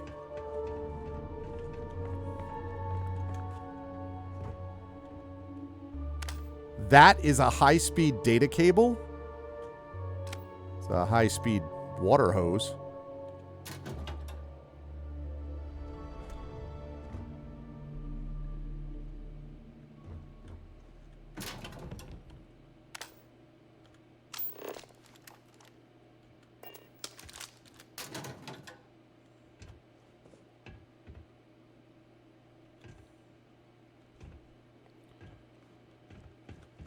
Okay, right.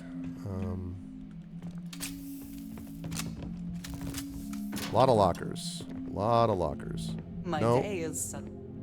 Goodbye. Want to open a locker. You could be so kind as to move over here, Andreja, so I could please open this locker. Thank you. Okay.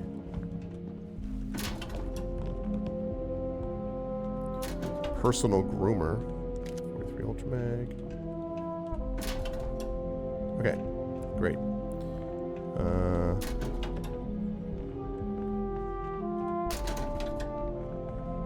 Nothing very exciting, except another Digipick.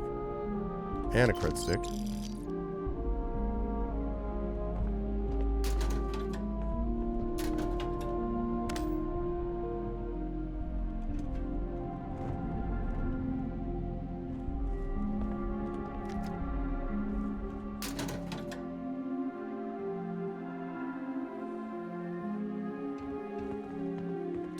Okay.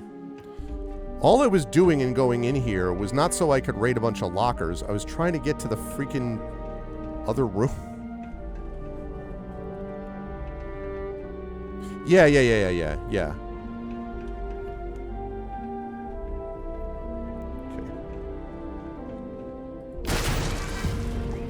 Nice. Even better. There we go. Hey.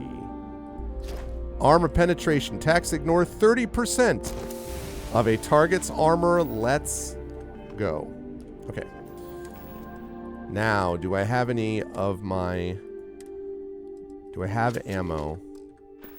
I don't have ammo for the Revenant. Damn it. I was kind of hoping I might.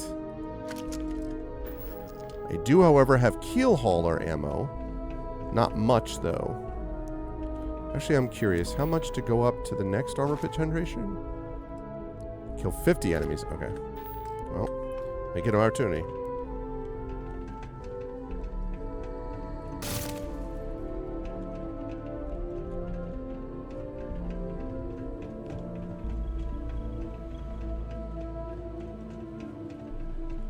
No, I came this way.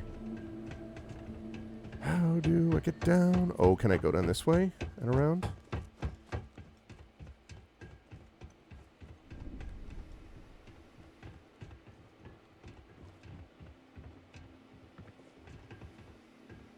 Can I override anything?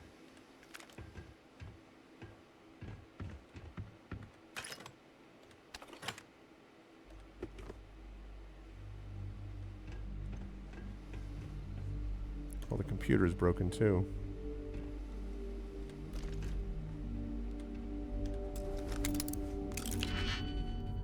$11 Digipicks. Man, I remember back in the day when I was like, please give me more Digipicks. Oh, that's completely not the way to do it. There we go. I remember back in the day.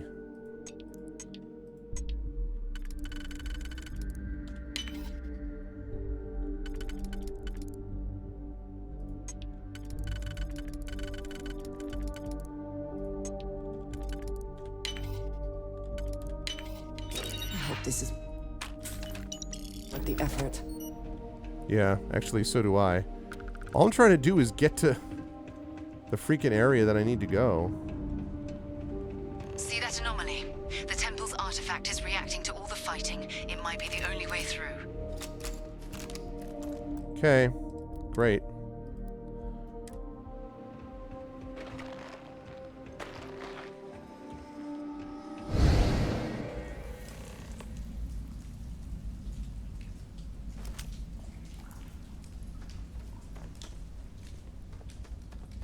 Okay, you're up. Something goes wrong in there, we'll come get you. Oh, cool. Why would anything go wrong? Shouldn't we? This is from the very, very beginning. Shut up.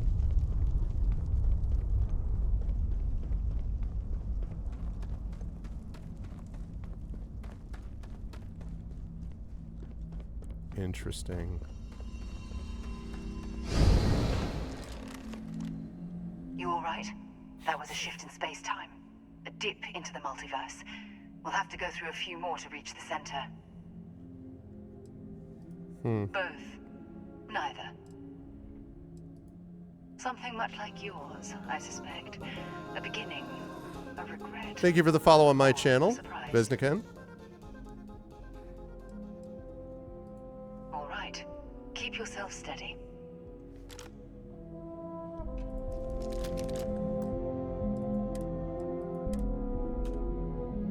Okay. Oh, crap.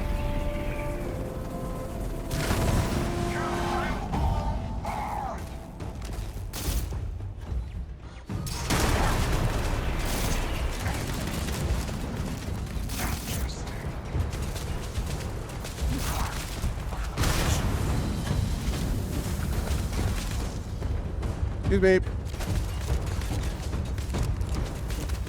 See the light of the stars!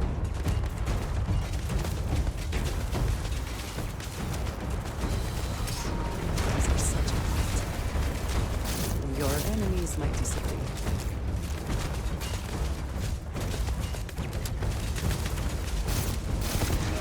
Okay. Destroyed.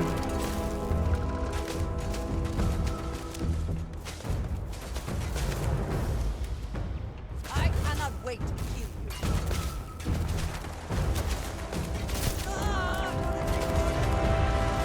Okay, that takes care of my pistol. That pistol, anyway. Alright, so now...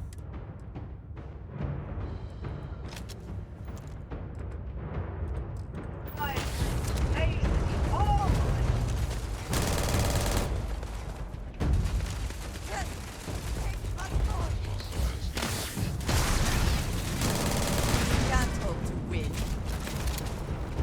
Oh, they could hope to win.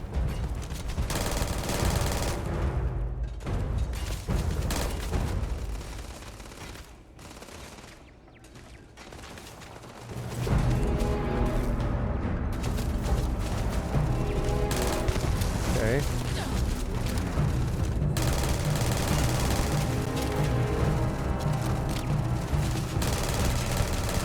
Okay.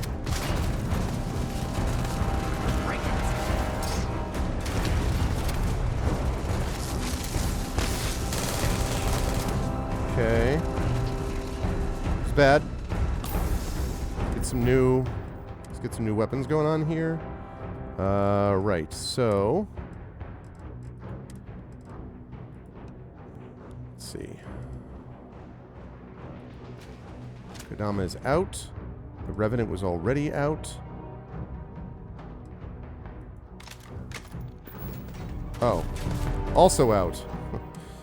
May have been a little lower on ammo than I thought. Let's see.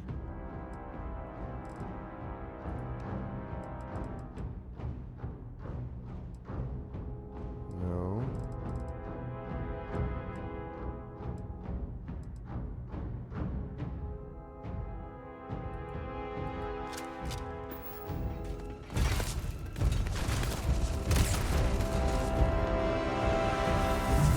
Wow.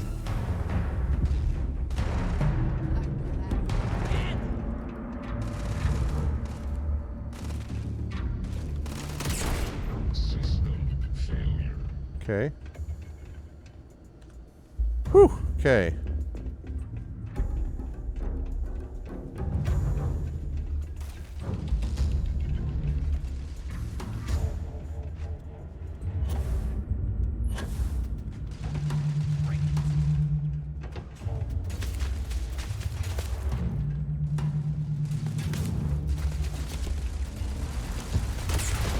Okay.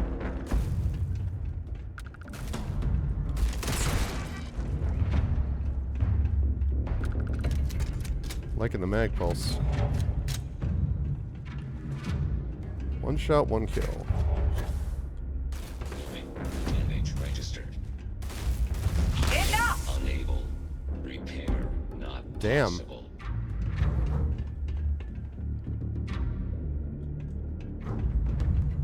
My goodness.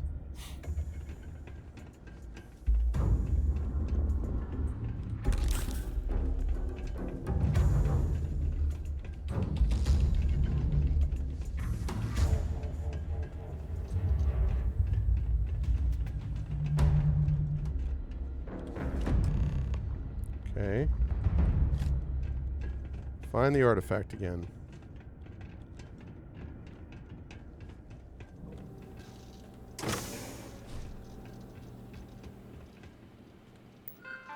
Okay. Production capacity. Assembly lines are coming along at a good clip. She can Hadouken, yeah. I mean, she is a Starborn. She's super powerful. But requiring only Omega-class personnel effectively means our sworn-to-secrecy grunts are doing all the manual work instead of subcontracted techs. I'm not paid to ask questions, but it's a lot of credits to burn, so I hope whoever's footing the bill is happy about this, because if it were me, I'd just buy a private resort and sip Chandra Pinot Noir all day. Model A robots, modified trim, short-range turrets. Make sure to link all remote operations to the master computer in the supervisor's overlook room.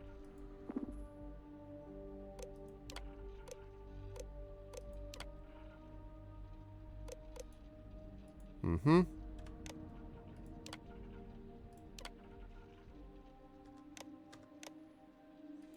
Mm-hmm.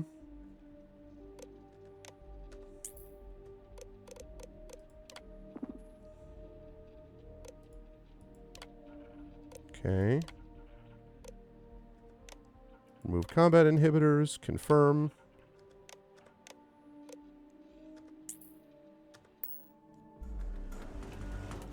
Okay.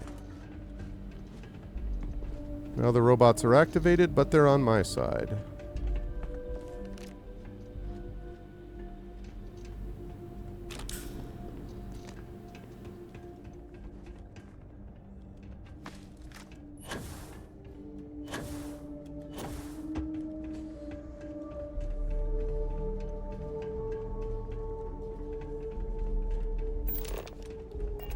Man, a bunch of no direct path, no direct path.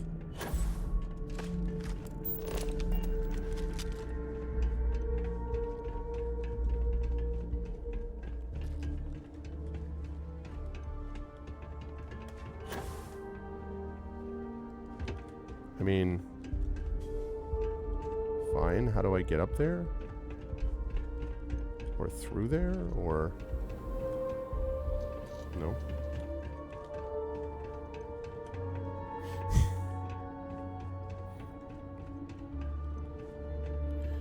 Yeah, well, I'm not sure if I'm looking even at the right, like... oh, okay. I was confused about where I was going, but this seems to make sense. I think. I assume that reactor is the main source of power for this entire facility.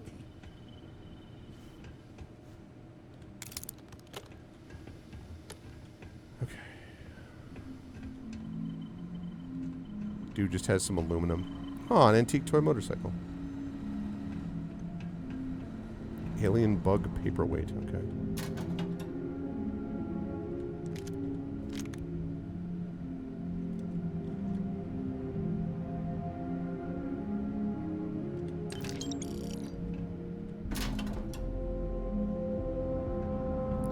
Love the portable CD player. Good stuff. Okay.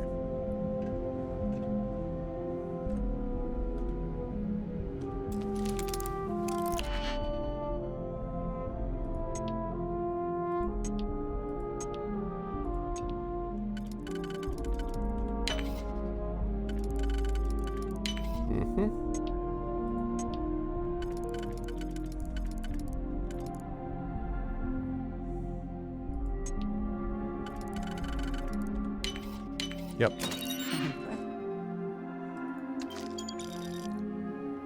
The comet, huh? Like another.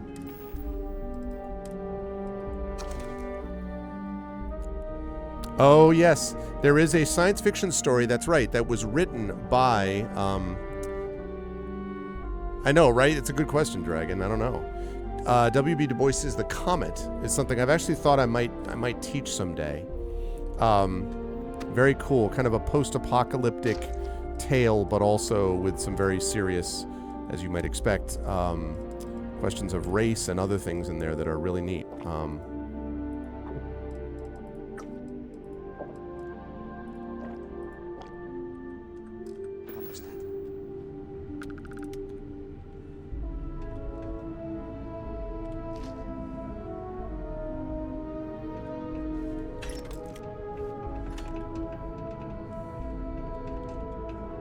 Use a broom if necessary. Clean up.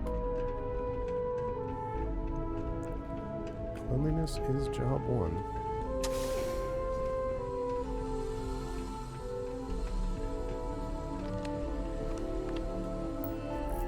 Okay. Ultraviolet protocols in effect in this area. No one goes inside. Off limits. The cave. There is no mention of this cave in the brief. There's structures in there, Commander. Man-made, or I don't know, alien-made. I've lost 2 recon teams and 1 rescue team. None of them made it. We can't even risk trying to retrieve the bodies. I'm sealing off this site per ultraviolet protocols. You need to get a courier to the client immediately. There's no way this is a coincidence.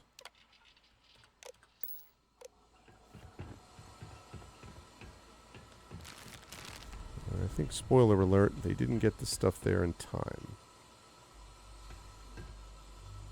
Yep, thought that was coming.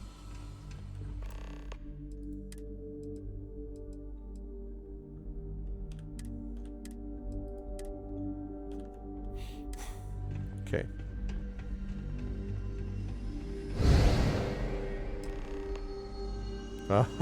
Wow. Wild. We have visitors. All stuff that I did before. Visitors. We have visitors. Welcome. What's mine is yours. Well, no, it's still mine, but you get what I mean.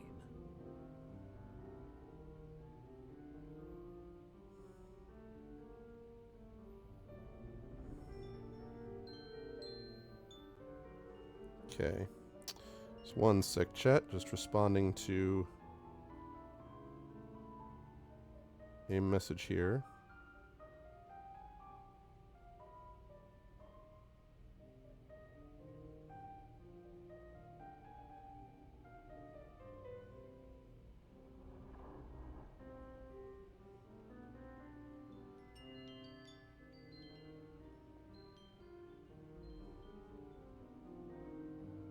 Okay. And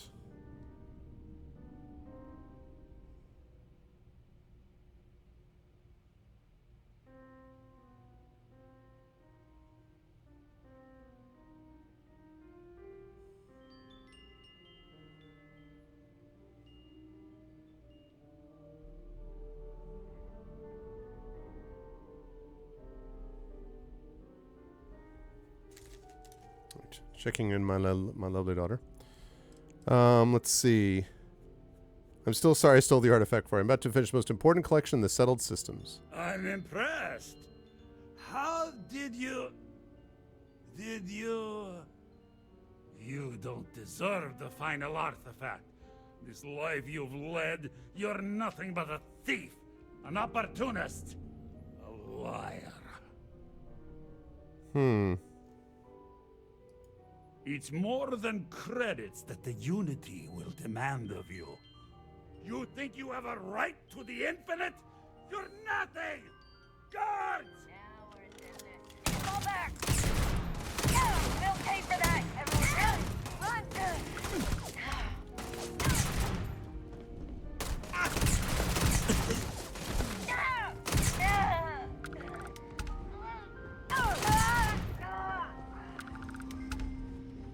Anyone else?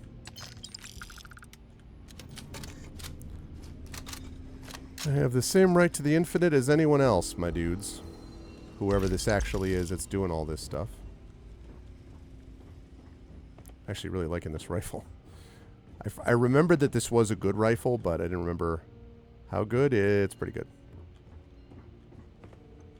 Not as good as the Revenant, mind you, but...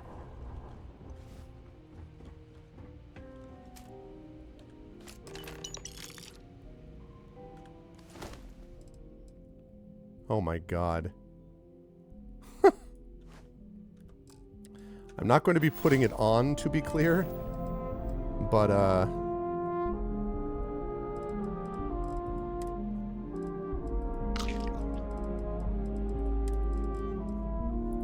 sparkling water. Orange juice. Ship's Line cereal. Soba. Hamburger. Multi. Okay. It's not clear to me whether what's going on with this, Dragon. I don't know if this is just sort of half illusion, if this is something which is set up from my own memories, basically. I don't know. I'm honestly not 100% sure what the deal is with this. The temple is testing you. Always. So it's like, yeah, because the temple is like feeding into or picking up on what I have as well.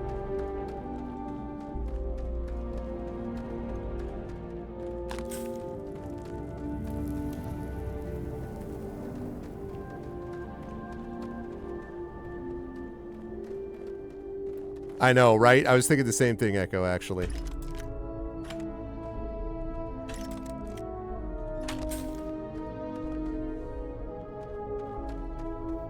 About this music for this area, but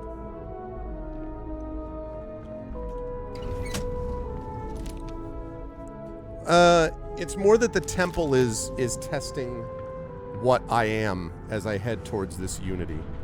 In the end, the search for the artifacts always ends here.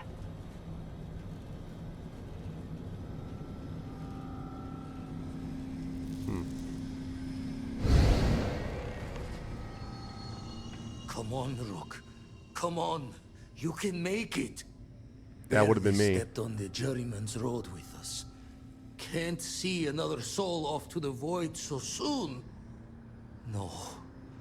No. I'll pour one out to the blackest sea for you, Rook. That's me, or would have been me.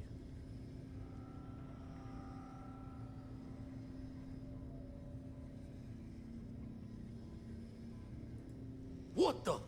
Crix's ghost? What kind of cruelty is this? Is some starborn trick? Come to mock me before you twist the blade?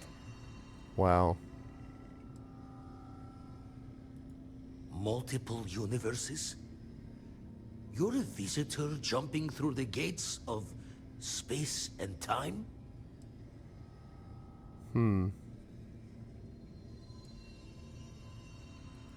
Not sure if you're just a reflection of a shattered brain, but okay. I get your meaning. Well, ghost from the other side. I'll keep what you said rolling around in my head for a spell. But for now, Serious Empire wouldn't mind vibes. if you gave me a bit. I just lost a friend. Yeah, I know, right, Sanguine?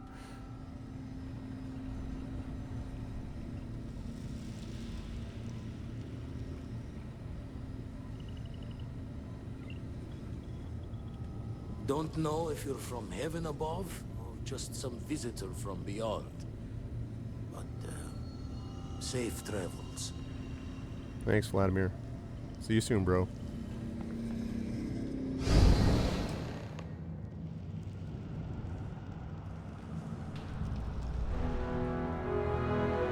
There, the last temple. Once we get inside, be ready. With so much power gathered here, anything can happen.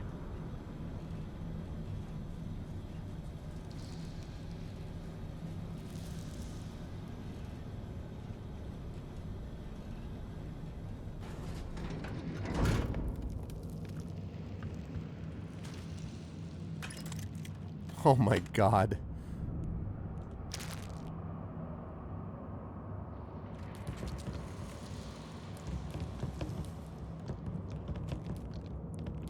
I mean,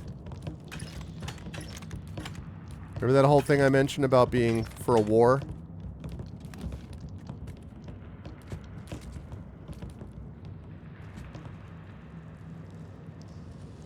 Wow.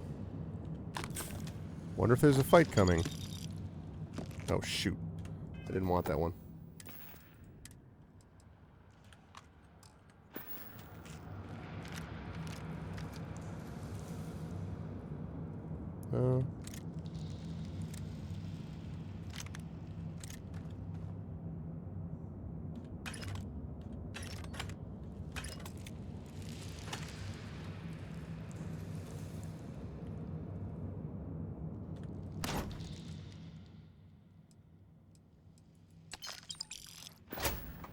Good God. It's like the freaking Costco of ammo.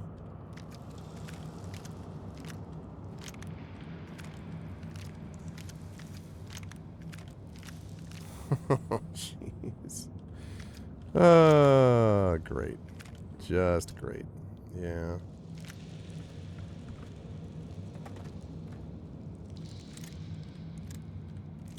Wow. It would be funny if the next thing you get is like a big negotiation. You know, like that would be very funny. Okay. Let's see.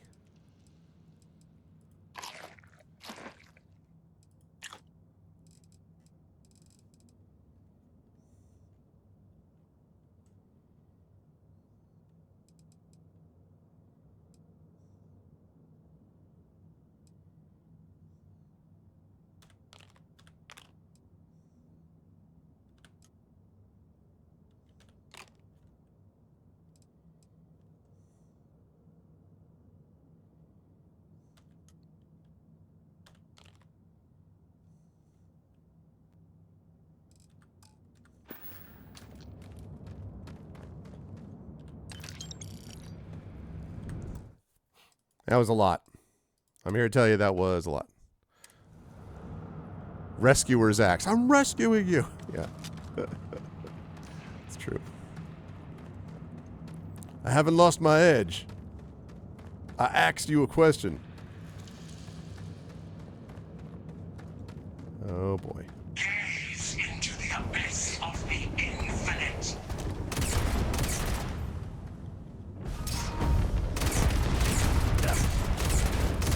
Face yourself. Ow.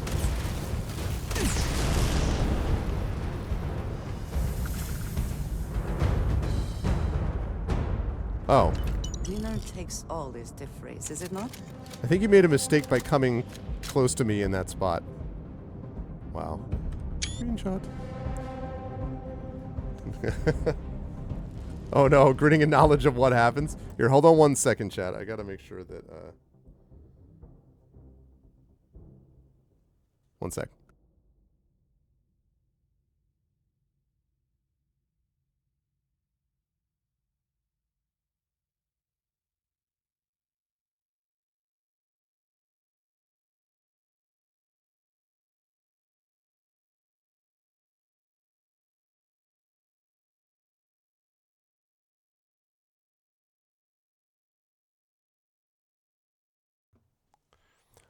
I got so lucky the Starborn teleported because it was only one of them, right? And it was all a bunch of like duplicates and stuff with the rest of them. Yeah, I like turned around and I'm just like, oh, and it was like find the artifact. All right.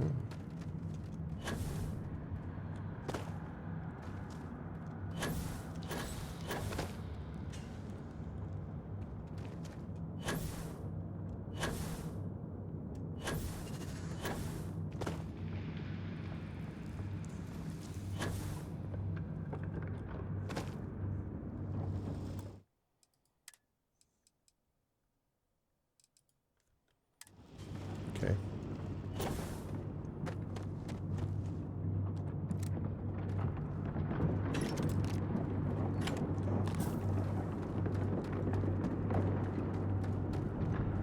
It's the final temple.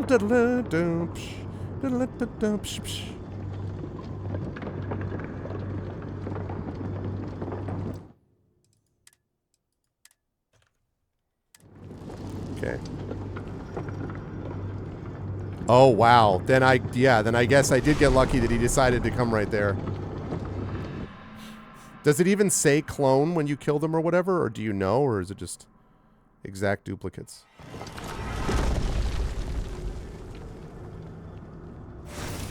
Yep. I guess I shouldn't be too surprised you made it this far. Serves me right for not being convincing enough. This guy wrecked me the first time. We don't have to fight. Is this where you give your big speech? Let's hear it.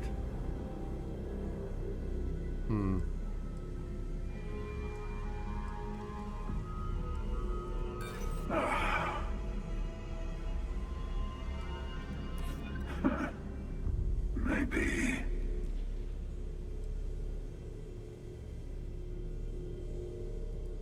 You need to work on your delivery. Damn it. I've listened. I'm going to do... I didn't know that I could persuade him. I want to try to persuade him. I want to persuade him. Yeah, I want to try to persuade him.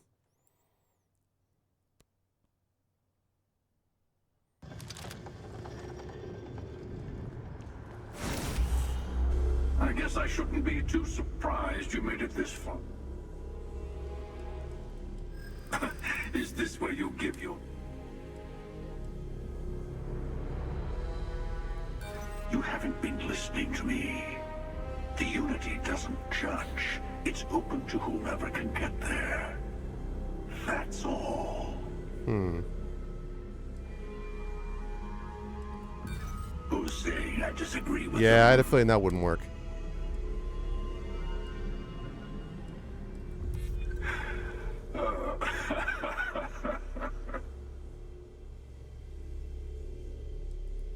You'll end. I've listened. All right, let me try that again. I really want to try to persuade him. It may not be possible, but I'd like to try. And if he won't give it up, then I'll just wreck him. But I would like to try to persuade him.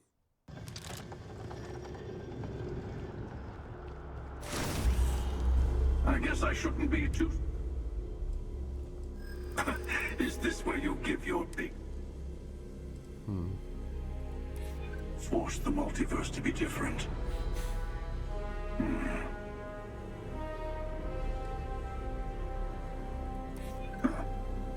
Peace. That hasn't crossed my mind in some time. I suddenly find myself feeling the weight of years. Interesting. Fine. Just this once. In just this universe. Here. In our prior encounter, Wow. I'm impressed that you managed that without violence.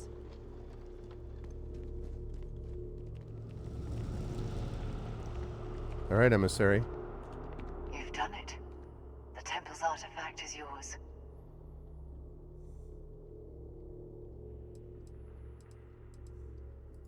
Yes.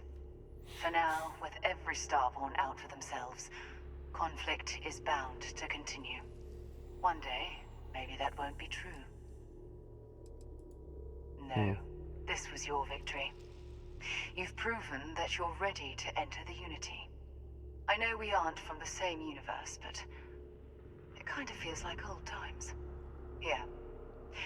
All the artifacts I've gathered. That's a difficult question.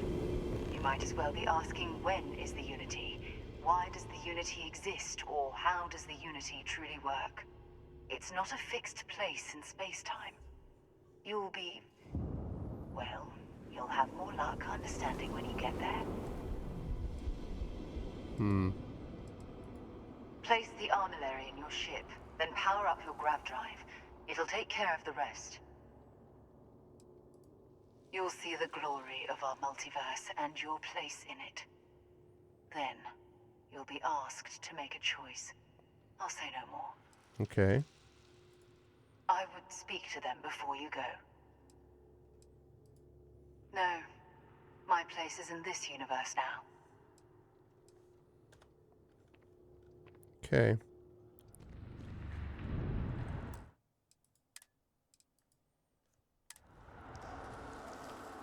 I would move this. Okay. Right. They have nothing to say to me yet.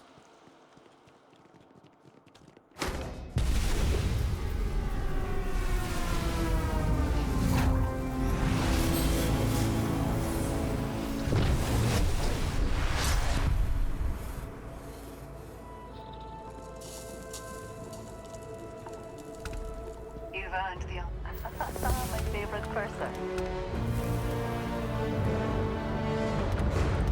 Okay. She's like, ah, my favorite person. All right, talk to my friends before I leave. I will do that. What can I do as this last sort of thing?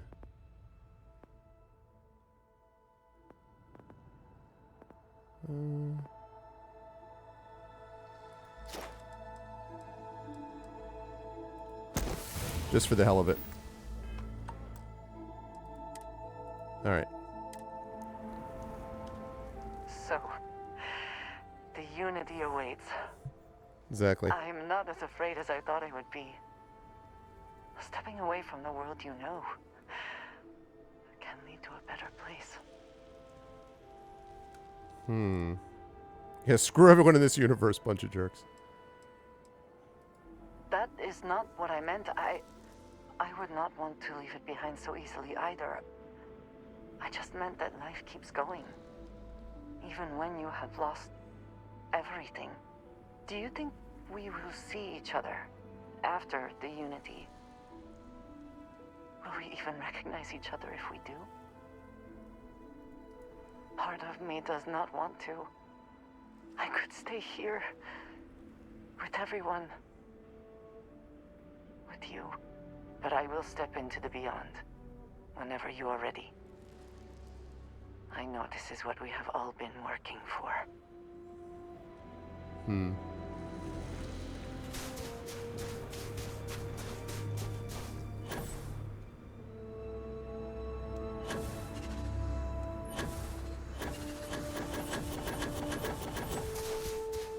What do you think, Vasco? A moment, Captain. It appears Constellation's current mission is at its end. It is customary to offer Oh, very cool, Drew. congratulatory statements. Interesting. So you didn't have to reload it like I did. Thank you. If I were sentient, I am sure I would be feeling a great sense of pride and increased social connectivity to you. I hope the process of becoming Starborn is done without causing any physical trauma. But given the unknown physiological requirements of crossing universes, that seems unlikely. Given that the Starborn encounters have so far not included any robots, the safe assumption is that I will need to remain behind if we do not see each other again. Goodbye, Captain. From a statistical standpoint, you have been an unusually effective member of this team. Why, thank you, Vasco. From a statistical standpoint, you've been a fun robot to be around. That's funny. Always a satisfying moment to return to your ship. Okay. I already talked to Andrasia. So, let's talk to everybody else here. Oops, nope.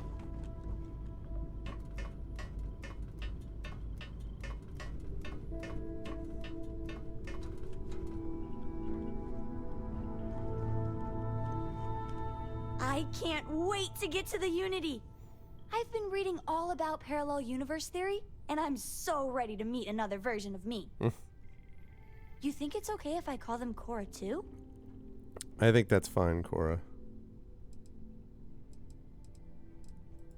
I'll have to check all my charts and double check all the locking mechanisms and see what kind of differences there are in the next universe.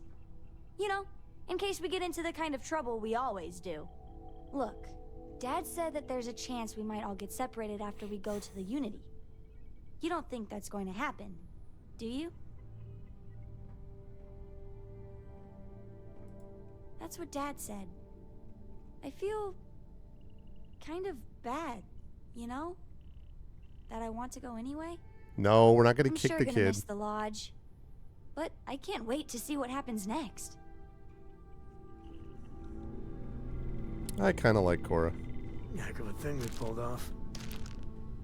Sam. Coming up on the end of a long ride here. We got all the artifacts. You ready for what comes next? Might not see each other on the other side. Yeah, so am I. Hey, listen, you're probably wondering about Cora. I played it over in my head 1,000 times, and I've made up my mind. She's coming with. I know what everyone's gonna say, but even if I told her no, she'd find some way on board that ship. And if we stayed behind, we'd both regret it.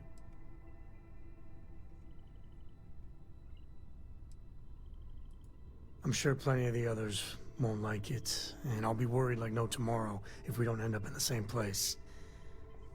But I gotta keep telling myself that Cora's ready for this. And hey, same goes for you. If we don't see each other on the other side, it's been, all worth it. Interesting. Okay. Alright, I guess I gotta talk to Barrett.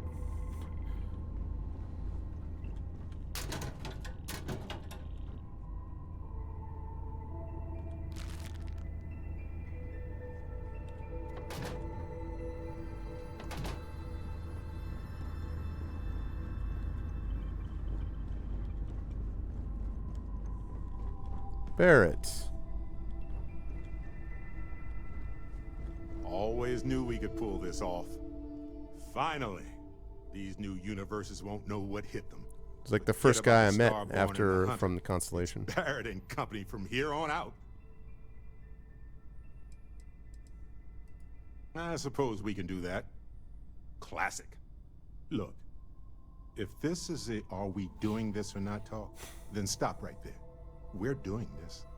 The multiverse waits for no one. You see? That's your lizard brain talking. Fear causes people to want to huddle up, protect what they have. It's up to us to show them there's more out there. Now, I'm willing to risk everything for a shot at the unknown any day. Yeah, he's not bad. Reality. Now let's do this. I just liked Sam. Oh. I just like Sam and Got a moment? Let's catch up. This is amazing. I just like Sam and especially Andreja better. The multiverse? This is everything and more. Literally. No kidding. Think of the dissertations. Boundless topics, no bounds. Except the books. They're bound. This explains so much, though. They're disorganized, petty, weird, and also deeply fascinating at the same time. Because they are just people. We never rule that out, but it feels so good to know we weren't fighting against robot alien ghost gods or something. It's true.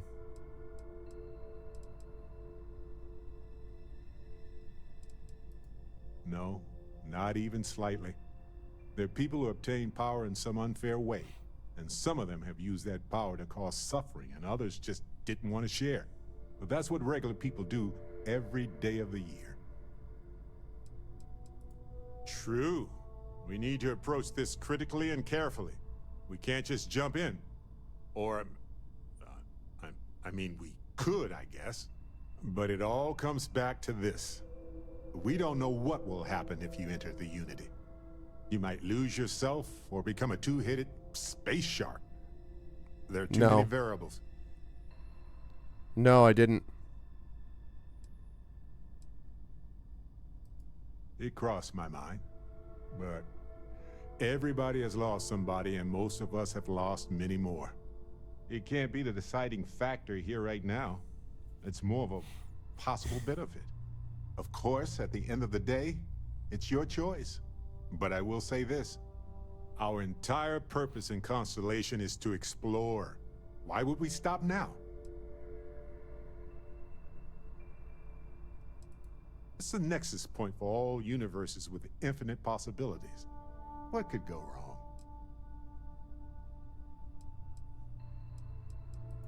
Obviously, if you were ready to jump in right now, I would not be following you. I'm sorry to say. It's a huge decision. It could change who you are fundamentally. It's not like dyeing your hair gold or getting a full-body cat suit or eating a full pack of extra wild spicy chunks in under a minute. Because those are all things I'm about. Serious business. Anytime.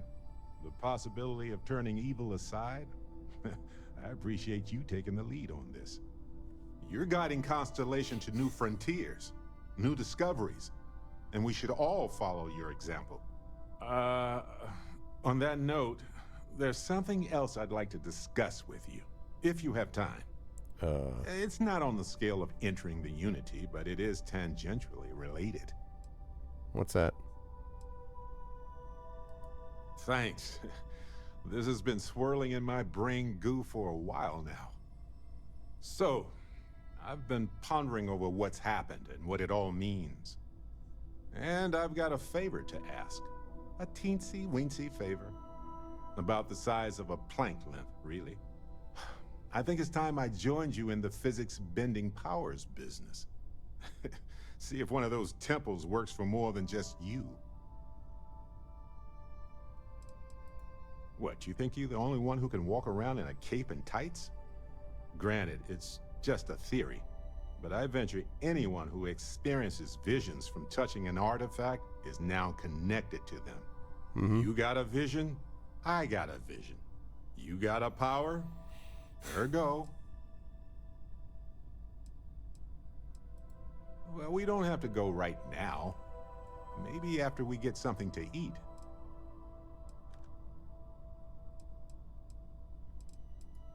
You know where to find me. Yeah. I'll get right on that. Not at all.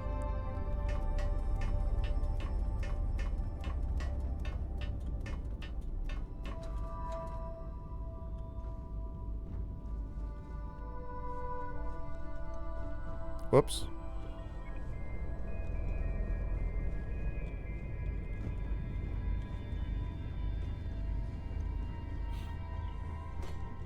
Read any good books lately? Okay. So we save here.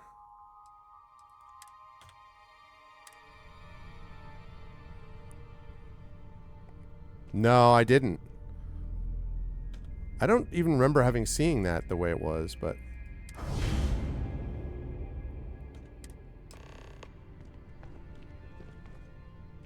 Okay. Alright, here we go.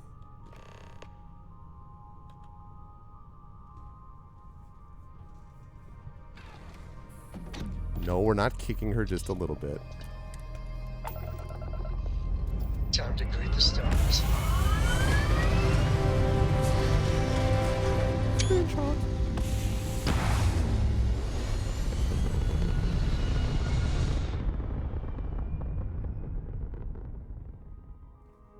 Pumping retros. Orbit achieved. Stabilizing. Done.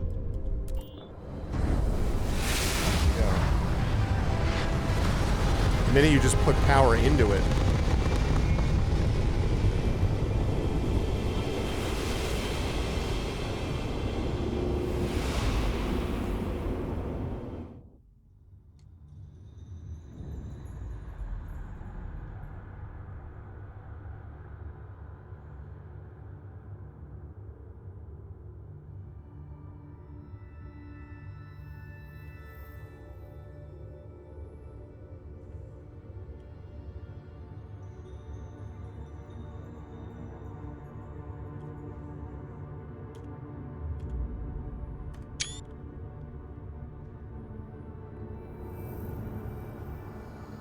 Me talking to me, I assume. No, you just powered it up and that's what did it. Yep. You made it. I hope you're enjoying the view. I never get tired of staring at it. Eternity.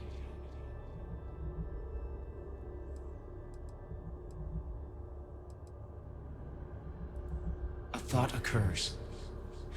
Can anyone ever truly experience reality outside of oneself?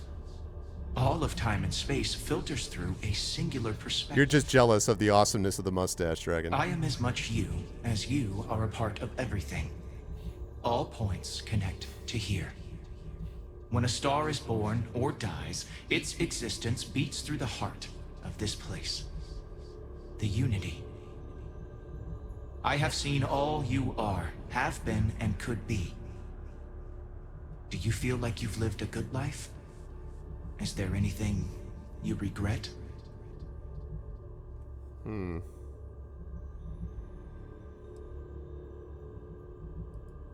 Fair. I wonder what your decision will be then. In order to become Starborn, you must give the universe one last thing. Yourself. That intangible part of you. That something that makes you unique amongst the infinite will explode like a supernova. A part of you will fuse with the essence of this universe, while another part leaves it behind forever. Do you understand what I mean? This one final leap will change this universe forever, even as you leave it behind. Skip to the part where I become more powerful. Unknowingly, you just answered your own questions. For who creates things but creators? That is what they have been named throughout the endless circle of time. Are they one or many? Human or alien? Terrestrial or celestial? One day, you might even meet the creators, but not this day. As for the why, so that you could ask that very question, so that you could stand before me for time immemorial and delve into the mysterious of the unending cosmos.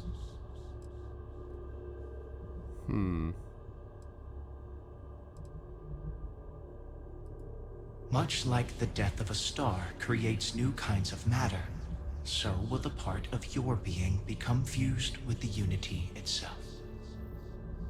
That part is what becomes Starborn and crosses into the multiverse. Through your eyes, it will be as if waking up from a dream. Walk into the gate of light, and you will become Starborn. Everything will vanish, and you will awaken somewhere else. But that isn't your only potential destiny. You could turn around, walk away from the unity until the stars fade away, and you will wake up on your own ship, in your universe. You could live out the life you have. I have enjoyed speaking to you once again. All of you. Every version that is here in the Unity, right now. Go out into the stars.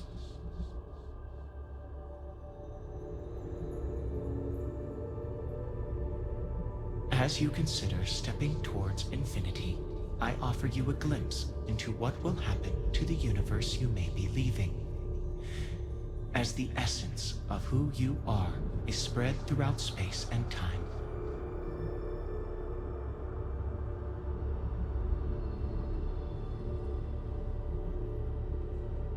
What does that mean? Oh.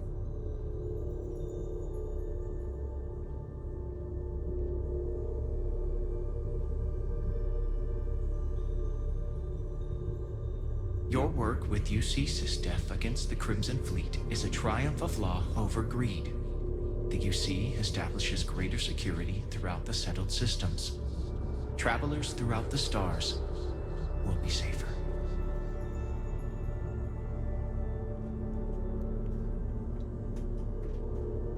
One second.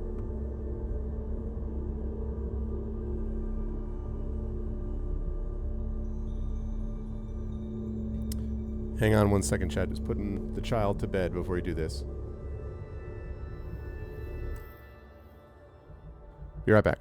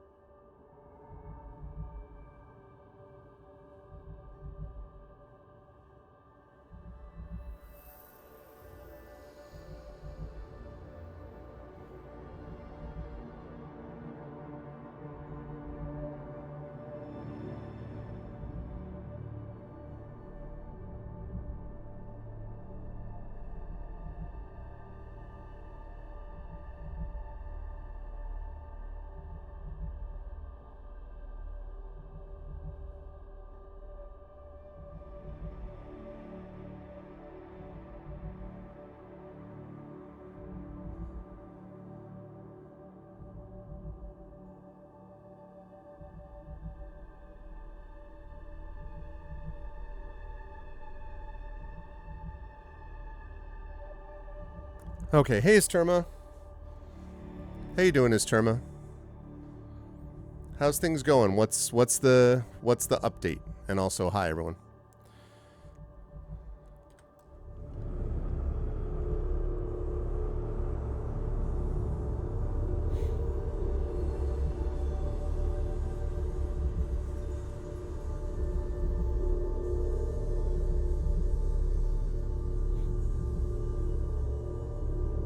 The Constellation membership who stays behind will, in time, publish their data about the discovery of the artifacts, the Starborn, and the Unity. Okay. Space exploration across the settled systems is given new life as people search for home out there in the stars. Okay.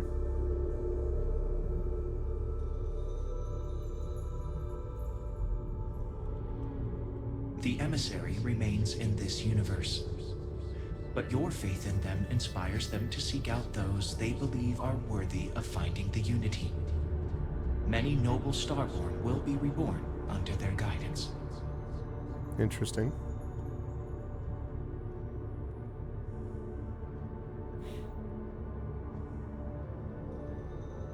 The hell is this? Ron Hope's downfall proves once again that the Free Star Rangers put justice above petty power plays and politics. A sense of commitment to the common good grows throughout the Free Star Collective. Acts of heroism and noble sacrifice increase. It's very true, Esterma, but there's, you know, it's one of those things where one always also wants to do more, you know, and like, so I was thinking about that. So there's a lot of the main quest lines. That was the Crimson Fleet one. That was obviously the Constellation one. That was the Free Star Collective one. This was the Emissary one.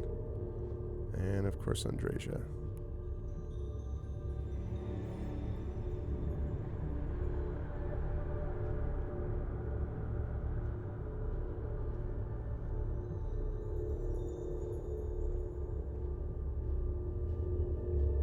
Your lover, Andreja, eventually chooses to be reborn herself.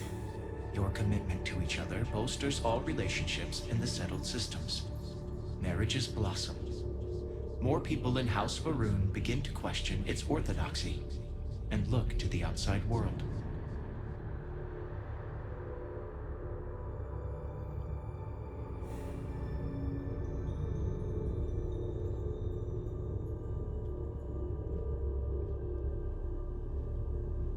You can return to your universe if you wish. So basically the idea here is that I can leave and go back to the universe and then the game just doesn't end. Or I go into the Unity and then the game, well, okay, I understand this obviously Once you are reborn, yeah, there's no going back. no going back. I go in here and then it's the new game plus business. And there's no, like, right? Basically, it doesn't end either way.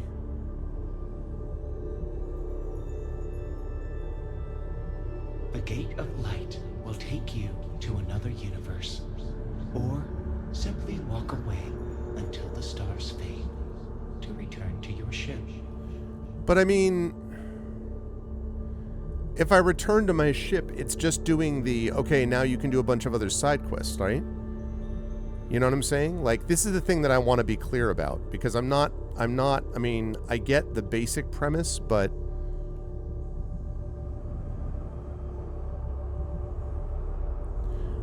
I guess for this playthrough, the question is this... Well, it's very true, Esterma, for sure.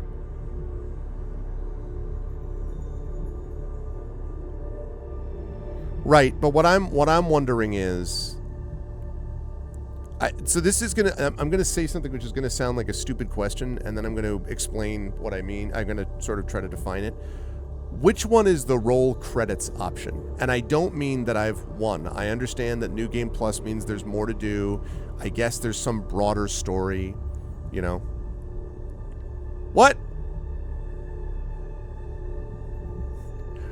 Wow, Jimbo. Wow. Jeez. What I mean by that, though, is I'm trying to get a sense of, you know, going through his credits.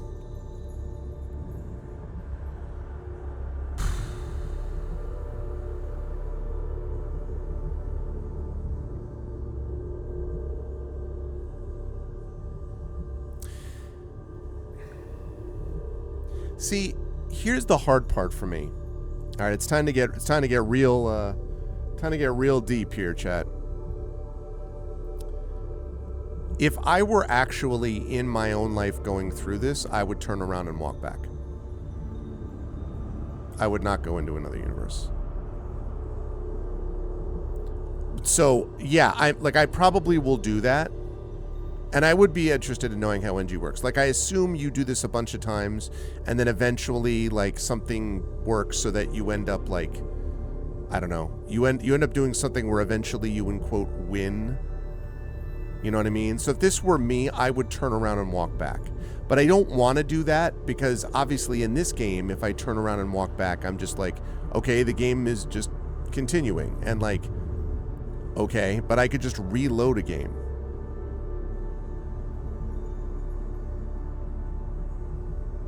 That's interesting, Dragon. Maybe that's a good way to look at it. Because that's basically what I would do if I were in this situation. Is I would do that. That's actually a really cool shot. Oh, man, it didn't... That was super cool. I was enjoying that spin around, actually.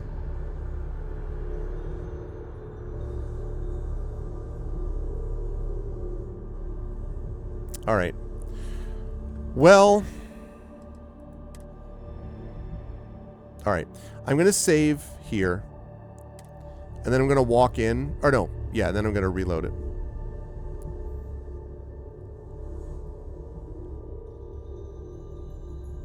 No, I basically, actually, what I think I might do. It has been good to see you.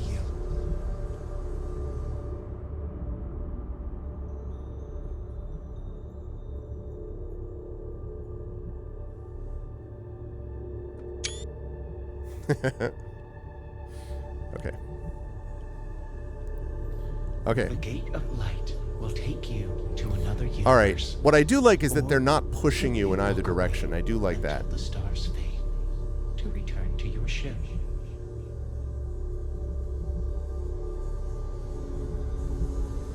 Although you leave this universe behind, a new universe awaits you. Who will you be in this one? What choices will you make?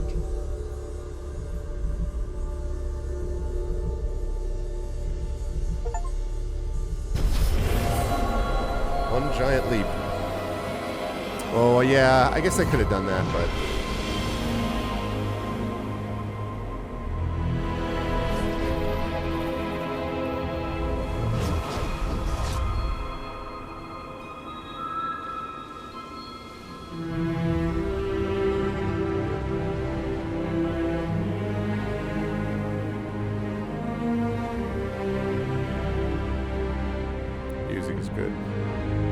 I really like this theme.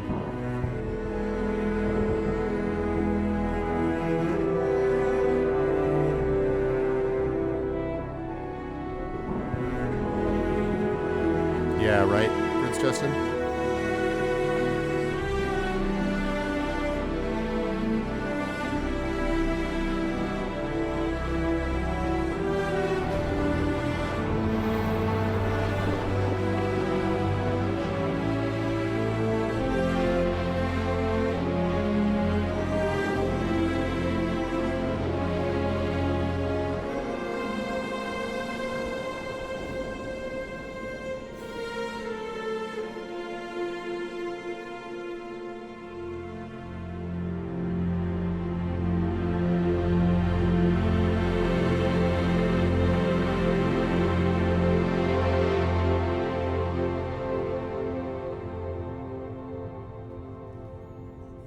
Yeah, score is great. Yeah, I've seen that one too, is Terma.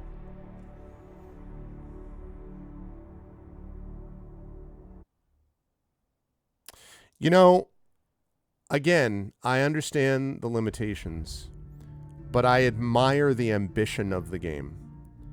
I really do. I did not feel like that was me being ripped off in the ending, and I didn't feel like I was being pushed, like you have to do this or else. Like, I didn't get that feeling at all. The game doesn't direct you at all. It doesn't say you have to do this. In fact, it's like, you could do this, you could turn around and walk the other way. It's very impressive, this game. Very impressive. I am going to go back. I agree with you about I don't like metaverse stuff, but I'm kind of just burned out on the whole metaverse business anyway, Dragon, to be honest with you. But I mean, the point is, it was not mailed in. Like, they didn't just sort of get to the end and be like, oh, hand wave, right? Like, they actually put a lot of effort into thinking about the way this all worked. Once we're done with these credits, what I'm going to do is reload, and I'll do what I would actually have done if I were myself in real life in this situation somehow, and that is that I would turn the hell around and walk out. I struggle with the idea that one universe is more limiting than a multiverse. I struggle with the idea that a life and an experience lived, and I'm going to leave aside questions of faith. I just don't want to get into that right now. But I struggle with the idea that somehow is like lesser.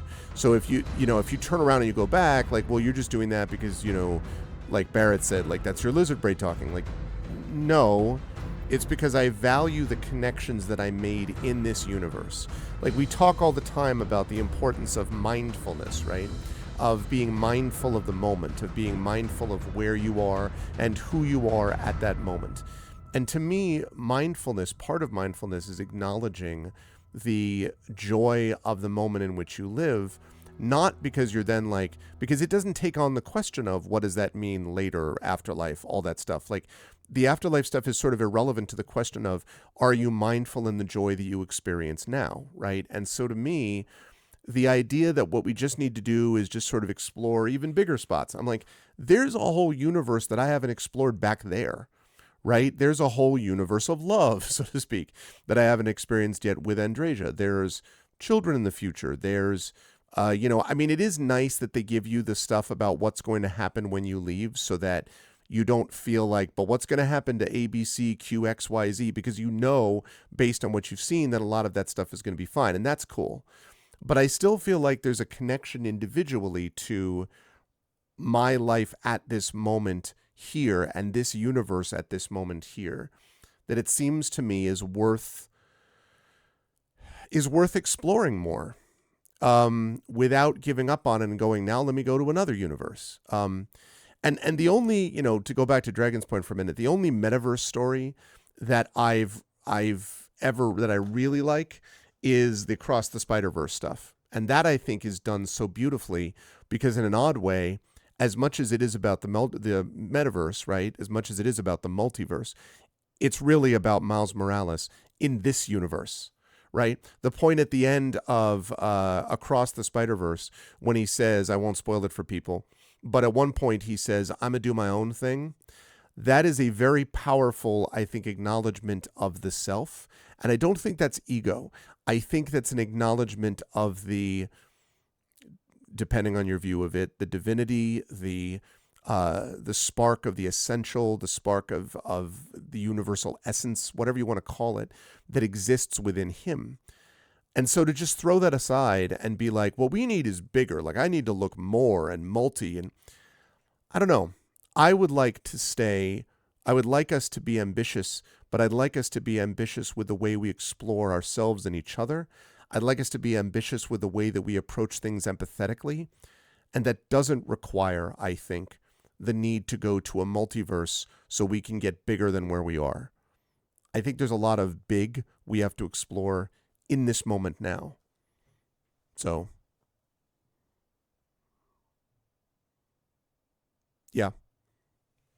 So that's why I say that, and again, I give the game credit because the game does not push this idea.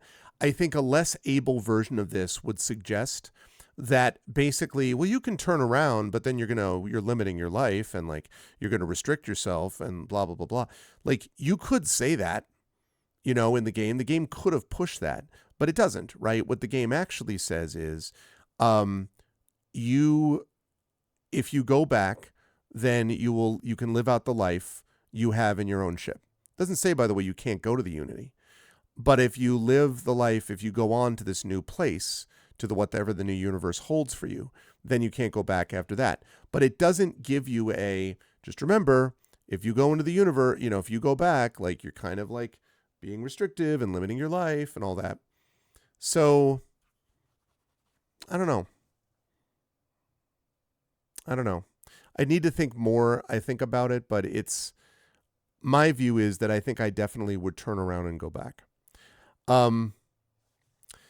So I think Starfield, I understand why people say that there are limits to it and there are issues with it relating to, first of all, bugginess. There is some of that, although by Bethesda standards, not as much as elsewhere.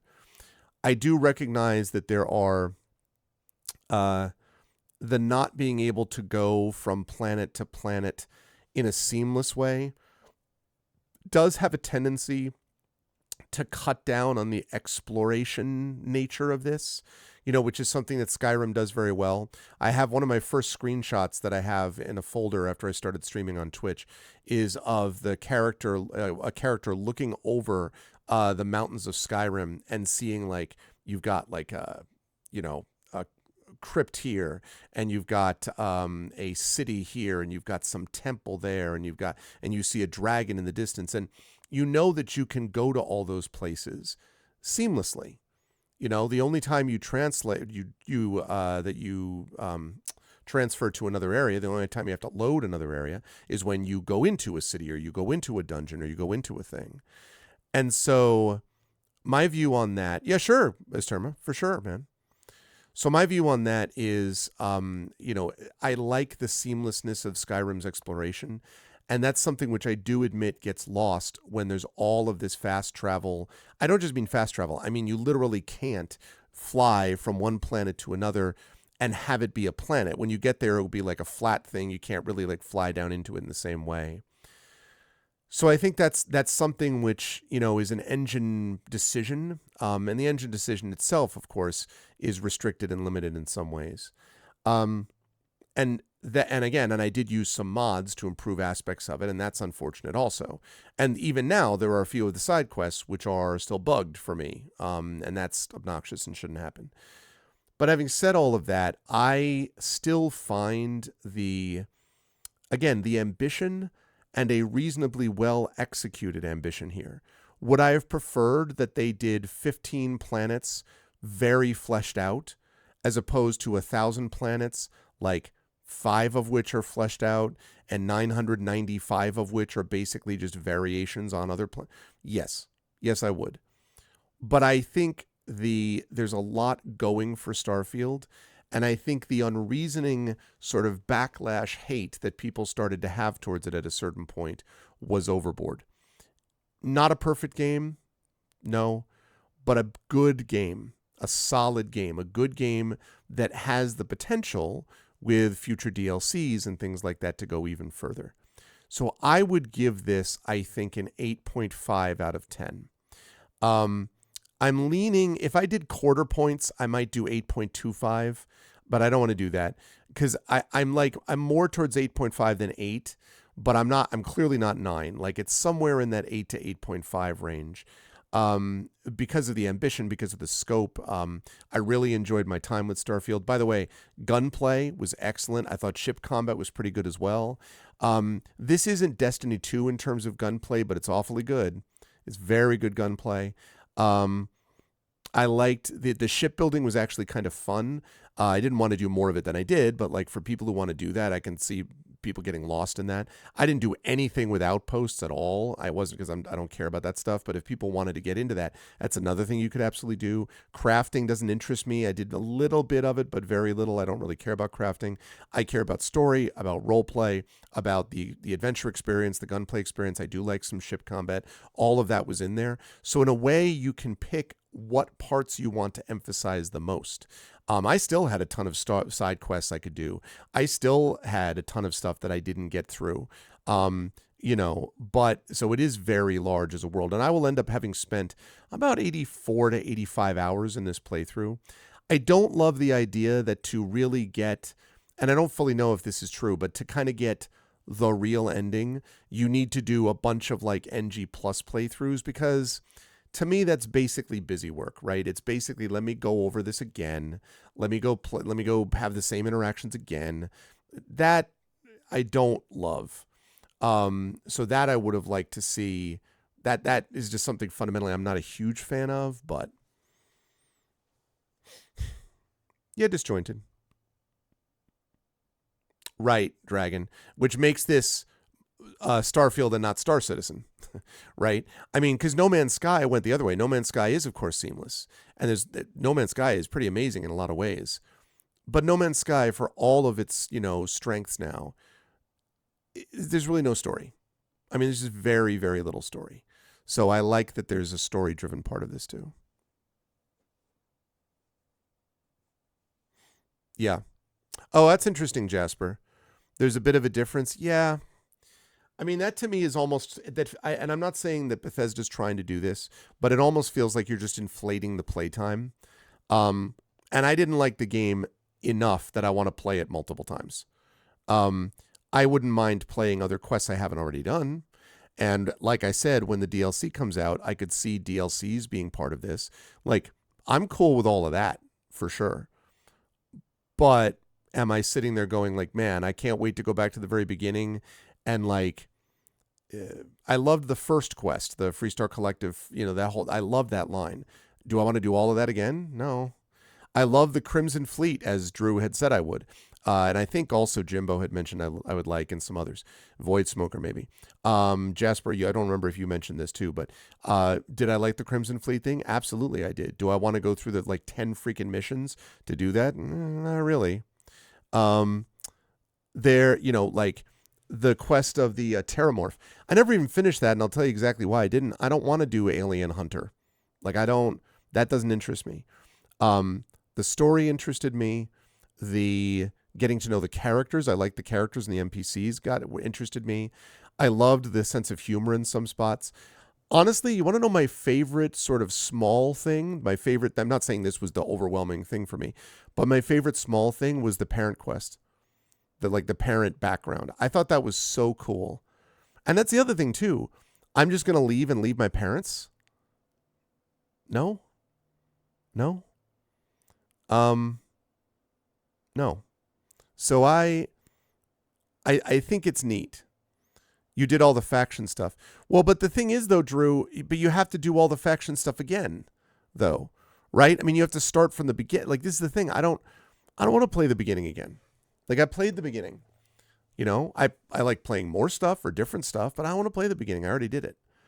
It's like getting to the end of Ghosts and Goblins and being like, but it was a trick. You must return to the beginning. Like, there is nothing more like depressing than that as a player. You're just like, well, I won't be doing that. The princess is in another castle. So.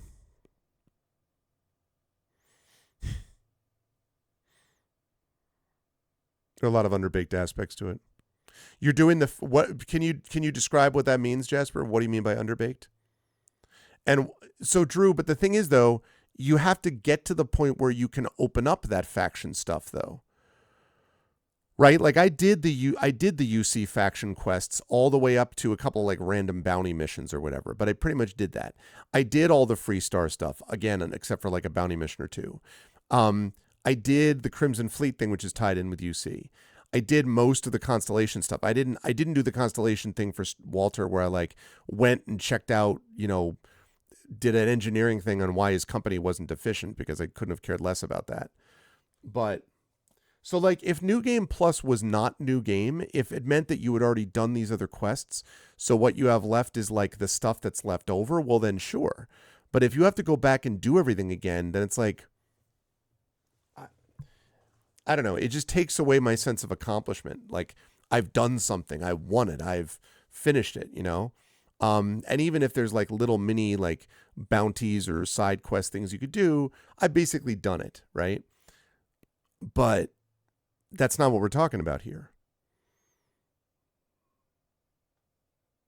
little surprised that there's no music playing over these credits. You'd think that they'd have music playing the whole way.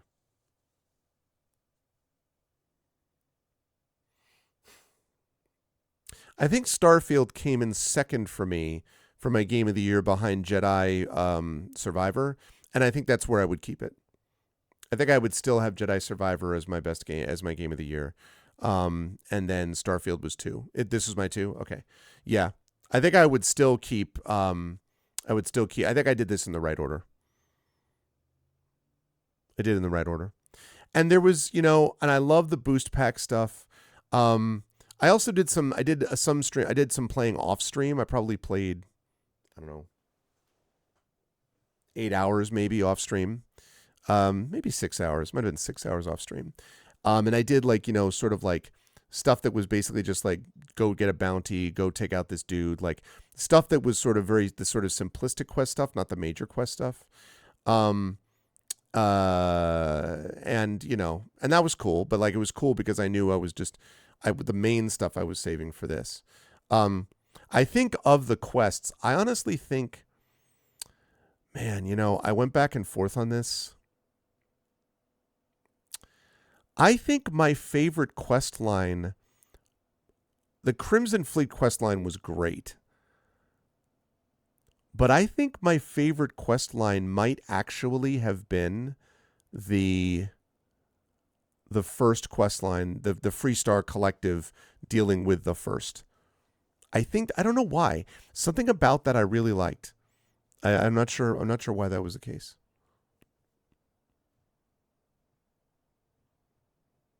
Yeah, you think so, Dragon? Oh, you're going to side with the UC. Oh, I see. UC, I see. But see, here's the thing, though, Drew. Like, I didn't have a lot in this game of things where I'm like, man, I really don't know who to go with here. I didn't really have anything like that. Like, I was pretty comfortable with the fact that the Crimson Fleet guys, I was trying to be a space scoundrel, but truthfully, like, the Crimson Fleet guys were just too bloodthirsty and too much all me, and like, I just wasn't down with that. So like, do I love the UC? Not really, but I wasn't sitting there going like, oh man, because there's so many great people in the Crimson Fleet. I mean, are there? There are a bunch of greedy people in the Crimson Fleet.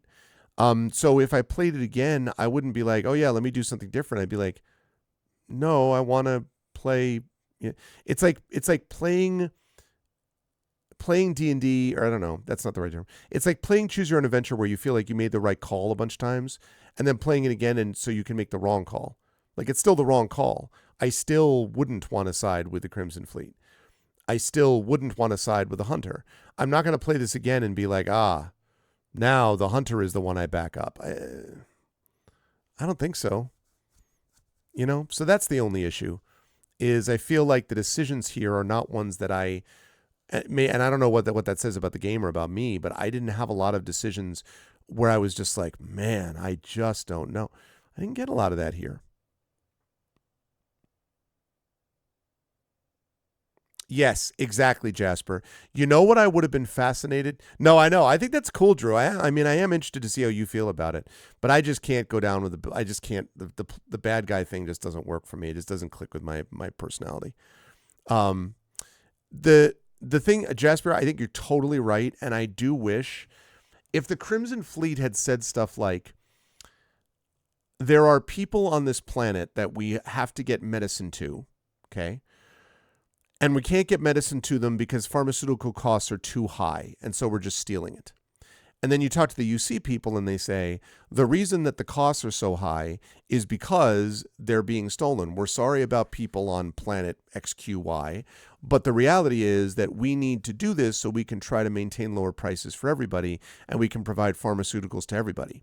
Now you have an actual choice being made, right? Now it's not UC good, pirates bad. But now you have a situation where the pirates are envisioning this differently. And then the question is, well, it's nice that you want to lower the pharmaceutical costs for everyone through the universe, but this planet needs it now, and so that's what I'm going with. I could get behind that, and that's still a moral call, still a moral decision. You know what I'm saying? Like, that's still a moral decision that's being made. Either way, it's just a different slant on that morality, and that would have been interesting. Well, thanks, Dragon. Tears of the Kingdom and Mario Wonder. Interesting. I watched a little bit of Mario Wonder, and it just looked like a sort of standard Mario game. Not that there's anything wrong with that, but... Yes, Jasper. I should write fiction. Why, thank you. Thank you, Dragon and Drew. I'm honored. But yeah, I mean, really, because here's the thing. So people are like, but then that's just all shades of gray. Let's be clear here. I don't actually love stories in which everyone is all gray all the time. I find that to be A, not realistic, because no, that's not actually how the world is. And B, I find that what that does is basically allow the writer to cop out. Like, I'm not going to go with anything. I'm just going to tell you that everybody is out for themselves and everybody is cynical and everybody is... I'm going to self-insert my cynical persona as the author so that every character is like that. No, thank you. I much prefer things in which there are morally gray characters, in which there are good characters, in which there are bad characters, in which there are these swing characters that could theoretically go to either sort of the side of things, either world, right? And somewhere morality doesn't apply exactly because it's just the angle on which you're taking it. That's what I like. So the argument is not, I want this to become a game. I would want to rewrite this so that everybody is out for themselves, and so there is no real moral decision. Like, I have no interest in that. I am more interested in finding something where we can redefine the sides of morality, and where we can look at gray as not being, well, good, bad, just words, like, which is the nonsense thing that you hear from the lecture you get from a villain. Like, you think I'm a bad guy, but what about you? You kill people. Like, as if those things are morally equivalent when they're not. But a much better way to look at it is, you want to take the universe and look at it broadly, but I want to save this planet that I'm on right now. That is interesting. That has moral weight on both sides. That has moral value on both sides. And that's more interesting to me than the obvious thing. Yes. But partly is Terma because they can see. I mean, remember, I say this as someone who is literally in the middle, was finishing up work on the Grey Assassin trilogy. The Grey Shade, right? A character, Grey Shade. Who lives in that world, who finds out, I hope you all will buy it and read it yourselves if you haven't already, but finds out that he's done terrible things. And then the question is, well, then what do you do about that? How much are you responsible for it? And more importantly, even if you think you cannot be redeemed, do you not have an obligation to make an effort anyway? Like, forget about what happens at the end. Forget about the redemption. Forget about whether people like you or don't, or what the eternal judges will say or don't say. Forget about it. What now, though? What do you do now, though? One of the great plays ever written is a play called The Duchess of Malfi by John Webster. I teach it every year as part of my revenge tragedy class. And in this, there are essentially two sides in a way. There is a moral universe that is represented by the Duchess and by her lover, Antonio, who is the steward of her house. The Duchess actually asks him to marry her. And does so in a both healthy and sexualized way. Extraordinary, like just incredible moment in Renaissance stage work that she literally lifts him up to her position because he kneels before her, and she lifts him up to her position. Like symbolically, it blows your mind. And then they have 3 kids and blah, blah, blah, okay? On the other side, you have her strange, perverted brother, who is a duke, who doesn't want her to remarry, and the play doesn't explore this directly, except it's very obvious that he has feelings for his sister that he can't acknowledge. And so there's him. And then there's the brother, the other brother. So that's her brother. And her other brother is the cardinal, who is an awful human being who poisons his own mistress by having her kiss a poisoned Bible. Real piece of work, this dude.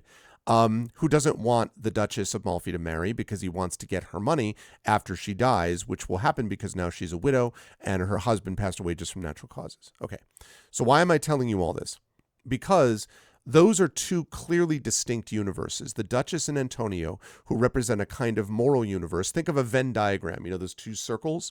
So you got the Duchess and Antonio here, and you have the Cardinal and Duke Ferdinand, her brother, the other brother, here, right? There's these things. But in the intersecting space between the Venn diagram is the most interesting character in the play. His name is Daniel de Bosola. And Bosola is a character who worked for the Cardinal, did what the Cardinal told him to do, ended up having to row in the galleys for years because he had done something the Cardinal asked him to do, which was to murder somebody, and then the Cardinal basically sold him out. But rather than him turning the Cardinal in, his feeling was that he had signed a contract, and he needed to go along with the contract. Antonio himself says that Bosola is a good person, but that his goodness had been poisoned through bitterness and through a sense that people had not delivered what they needed. When Bosola ends up serving the Cardinal's brother, Ferdinand, the weird perverted dude I mentioned, and at one point, Bosola is looking at him when the Duchess reveals that she has this relationship, this marriage to Antonio because it's been kept a secret. Bosola's working for Ferdinand. The way that he gets her to say more is not by lying to her. In fact, what Bosola actually does is talk about how incredibly moral a character Antonio is, which is true. The tragedy of Bosola is the fact that Bosola does not serve the right things or the right people. Bosola wants to serve people who will appreciate his intelligence because he's the smartest person in the play, who will appreciate his courage because he's one of the bravest people in the play, who will appreciate his loyalty because he's the most loyal person in the play. He wants that desperately more than anything. And it is not until, this is a tragedy, so it is not until one of these characters dies that Bosola realizes his terrible mistake, that he has been serving a piece of paper, a contract, right? He's serving the thing that he thinks makes it moral. It's like, but it says, I agreed to do this, and I did do this, so that means that I'm right, that I was right? Like, that's what I'm supposed to do. And when he finds out that's not true, when he finds out that was the wrong thing to do, he is stricken, grief-stricken, horrified, and does everything he can to try to save the people that are left. I won't tell you what happens, but I will tell you that Bosola is one of the most fascinating characters in Renaissance drama. Why? Because Bosola is the only character who can move between the moral universe of Antonio and the Duchess and the immoral universe of the Cardinal and of Duke Ferdinand. He is in the middle of that Venn diagram, and he could go to either side, right? The tragedy is that he chooses wrongly. But it's not because he doesn't see it. It's not because he doesn't realize it. It's not because he doesn't recognize it. It's because he doesn't realize that a contract is not a person, that a contract does not represent a moral decision. A person does that. You serve people. At one point, he says to the Duke Ferdinand, he says, I loathed the evil, though I loved the person who did counsel it, meaning I'm loyal to you, but I didn't like ever what you told me to do. Now you can say, well, too bad, you should have not done the evil thing. That's obviously what needs to happen. But the point is that Bosola sees it and makes the wrong decision, and that's one of the greatest tragic moments of that. So I like characters like that, because that's not a character that is evil on his face. That's not a tech bro. That's not a libertarian. That's not even the hunter in this game who's just like, well, whoever gets to it first. First come, first serve, right? Let me kill your best friend because who cares? Because she's just in a universe and there's plenty of other universes. So that is what I would see more of. That's what I'd like to see more of here.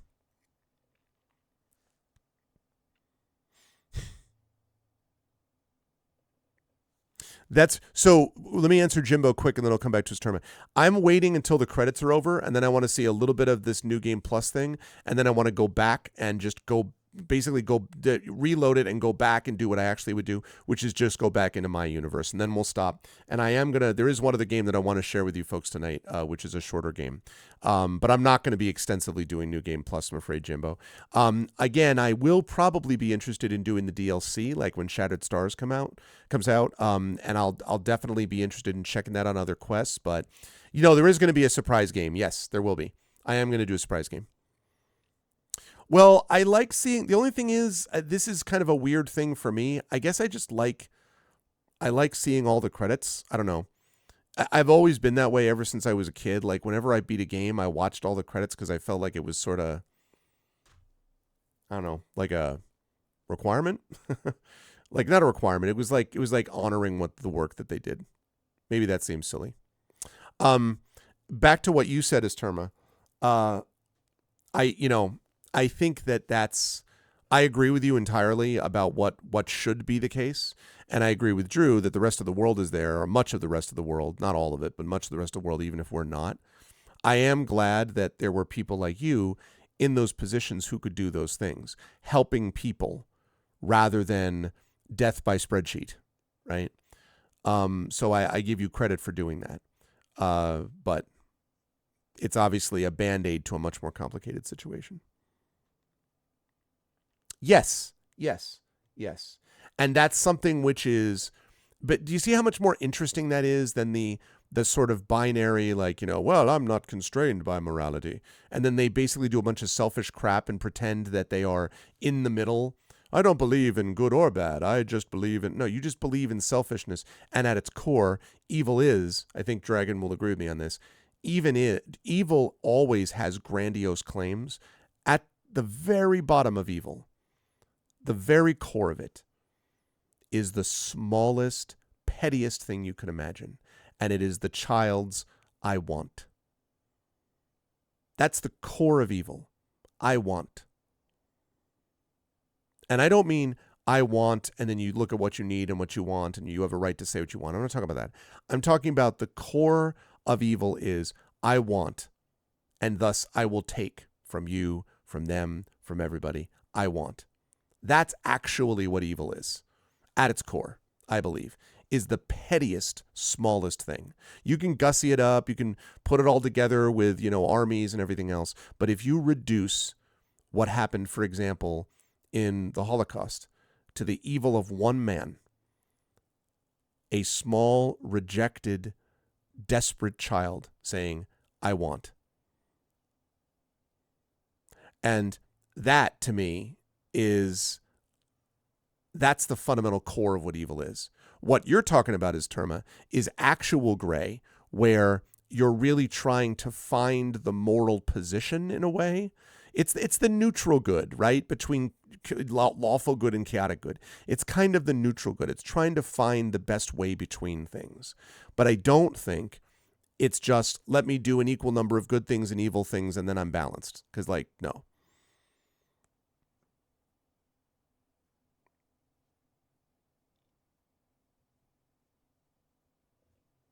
Yeah, but I still think, Miranda, that the I want component of this... actually, before I go any further, let me just ask, do these credits, am I almost done with these credits?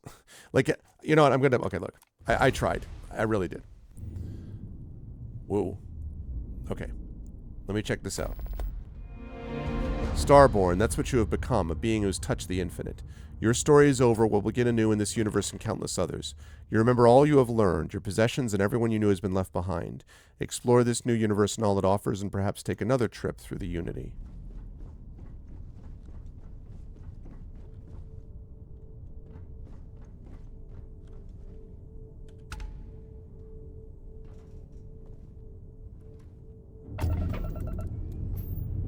Whoa, is this my ship?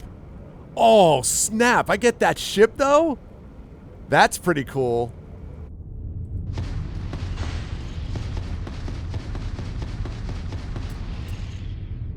Wow.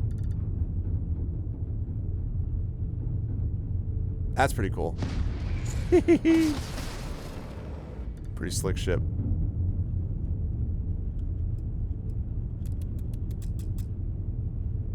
Wow, interesting. Is it really?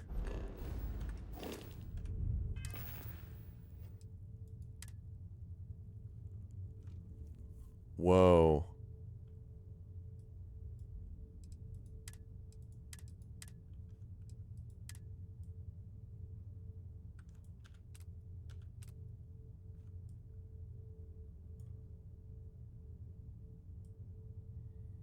That's pretty great.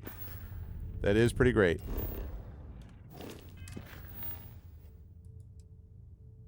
So you do remember aspects then of these things, I guess.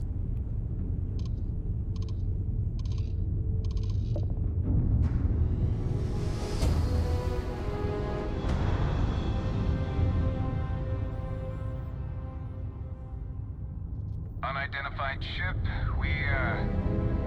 we're going to attempt to scan you for contraband. Please comply. Pretty please. All right, we're done.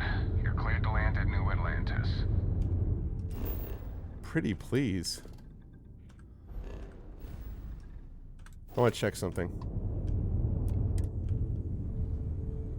That is a badass that is a badass suit.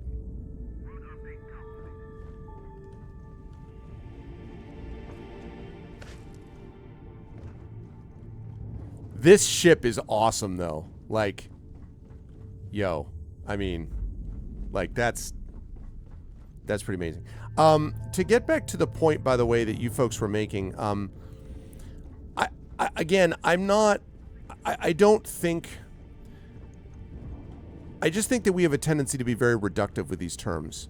My wife is a big proponent, and I agree with this entirely, of the importance of living by your values and from your values, and sort of acknowledging, knowing what those values are, and then living from them. And to me, the problem with evil is that evil is continually reductive and reduces those values to, you know, what seems like nothingness almost. And that, I think there's issues with that I have, and it also associates itself with a lot of what we're talking about regarding evil. So I think there is a difference between the I want and the human condition that says I want, and someone saying, let me think about what you want. Like, again, children have to say what they want, right? And on a certain level, of course, like, I want to breathe, I want to, you know, these are all true statements. Having said that, though, I don't really think that, I don't think it's the same thing when you have the adult experience to know that others want things, but all that really matters and has ever mattered is what you want. And that, I think, is the big difference here. That ship is amazing.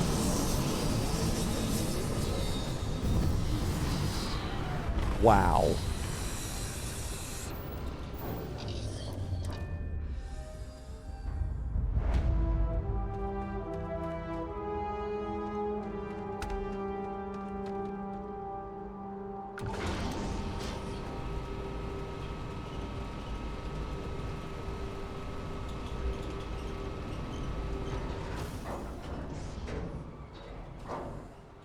I mean, look.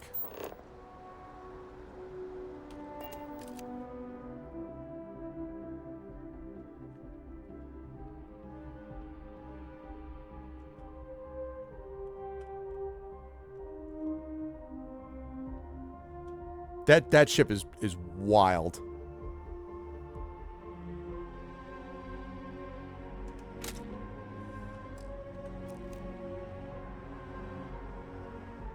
Screenshot. Okay.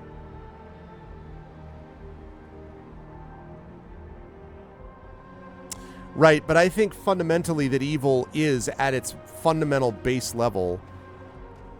Okay, this is very cool. I mean, so it's not totally the same then. I mean, it's similar,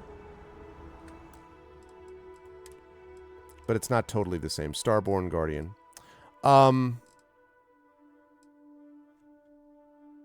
Delete a few of these.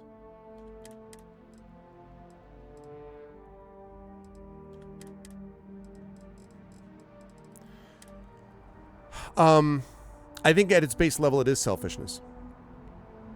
I think at its base level, that really is what evil is. But it's selfishness to such an incredible degree, incredible narcissistic degree, that we're left with this, you know? Okay. So there's that. Cool. And do I keep all of my... Oh, interesting. Right. So the New Game Plus means I also keep all these certifications. Interesting. That's interesting. But you don't ever get to, like, show your face again, right? Like, you have to wear this suit always.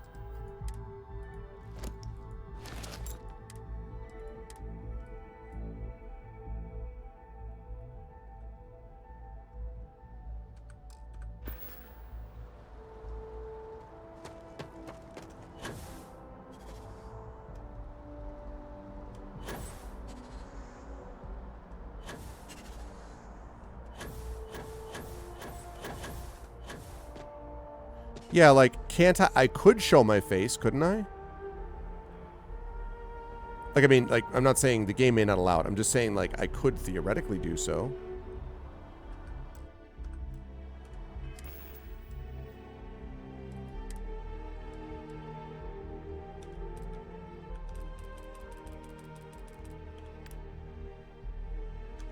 It is a cool suit, though. Yeah, no, because it kind of gets in the way. I agree with you. I agree with you about that, Marinda. Okay, we're going to save that, which I think I already did, actually. Okay, so now what we're going to do is we're going to load. We are going to load the Unity, which I think is here.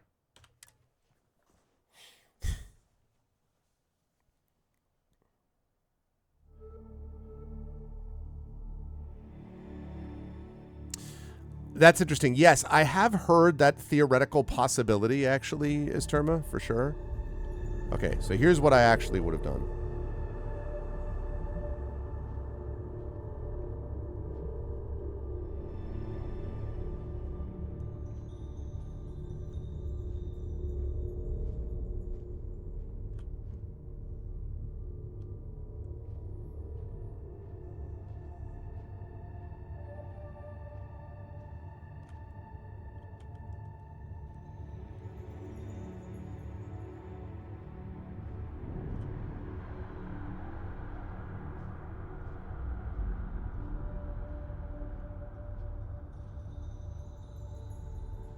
You are reaching the edge of the Starfield.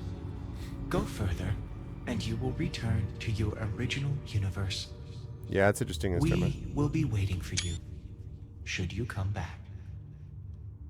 I really do appreciate that they don't push you here. I really appreciate that.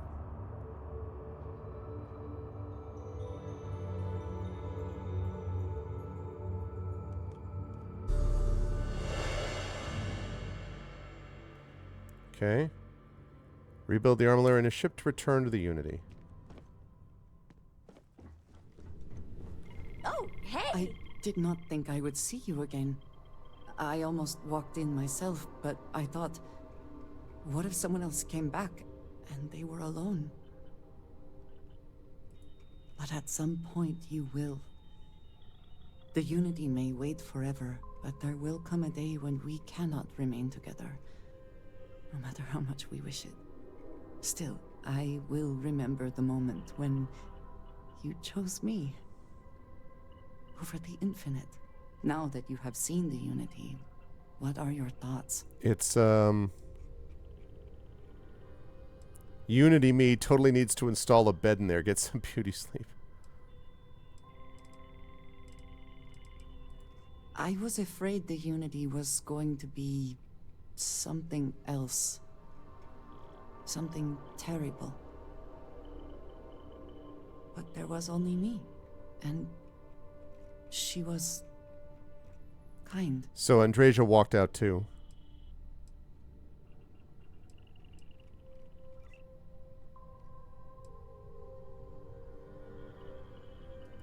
The Starborn believe they are competing with each other. With us. I wonder if the Unity causes this, or if it is just them. There is a part of me that still believes. Let me get to that, Marinda, in a second. that the Unity is the last step on this journey. Now that you are back, I am not sure what I think. That's really interesting, Perhaps Terma. Constellation is worth holding on to.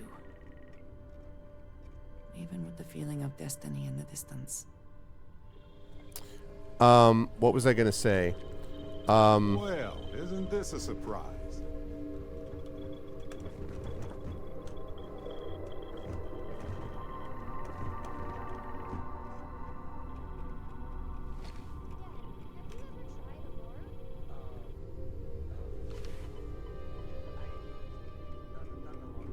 Okay, also...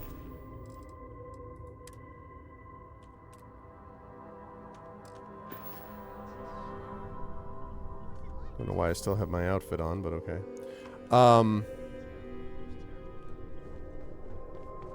Okay. And then this one I have the different missions that I have here. Okay. It's cool that you could do a bunch more missions and then do the Unity at the very end of it.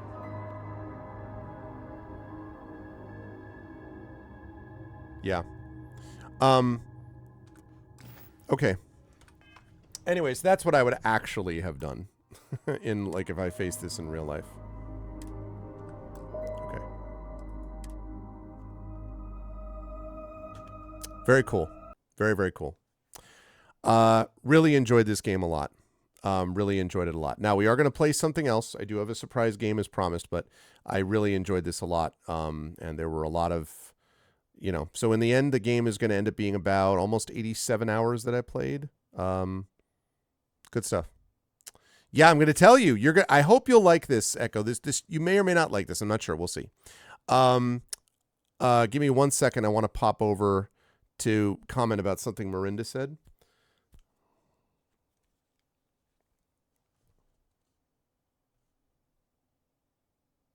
Okay, so that is up to date.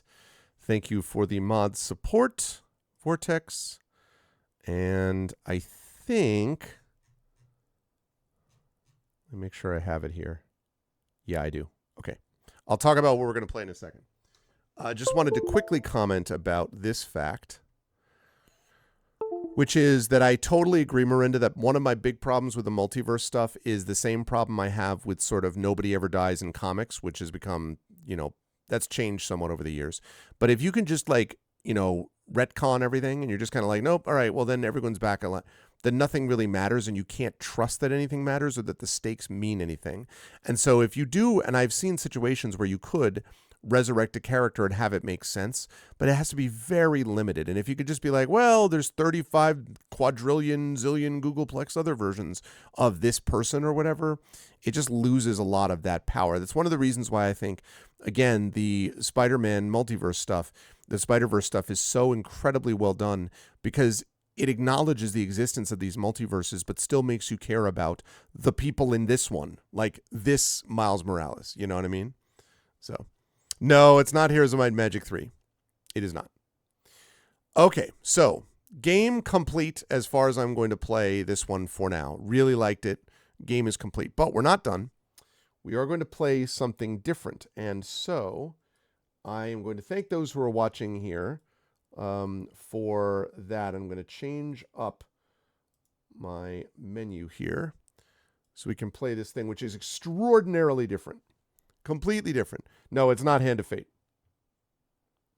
It is definitely not Hand of Fate.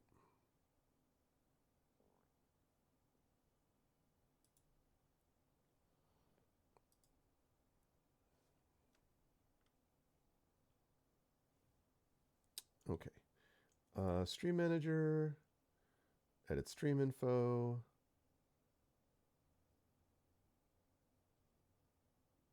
Arv streams. All right.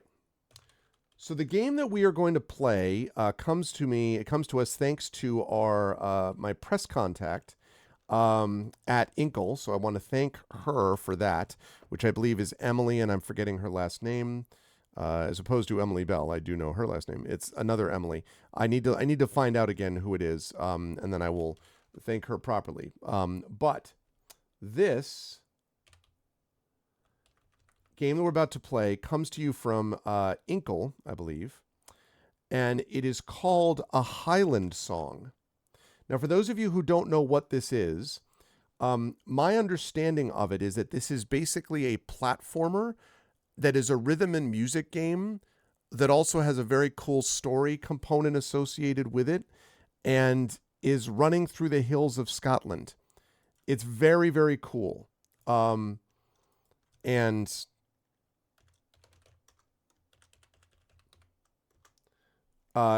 from what I've heard, anyway, it's very, very cool.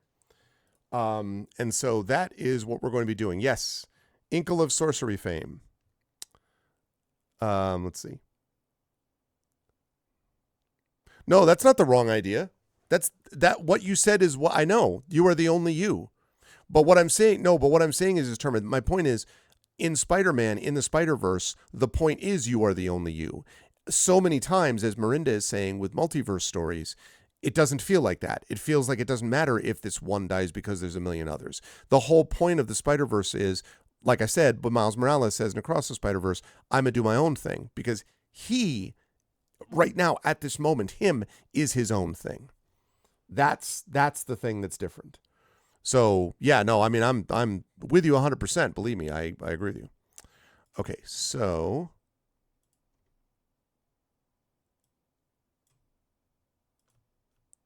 Okay, let me change this.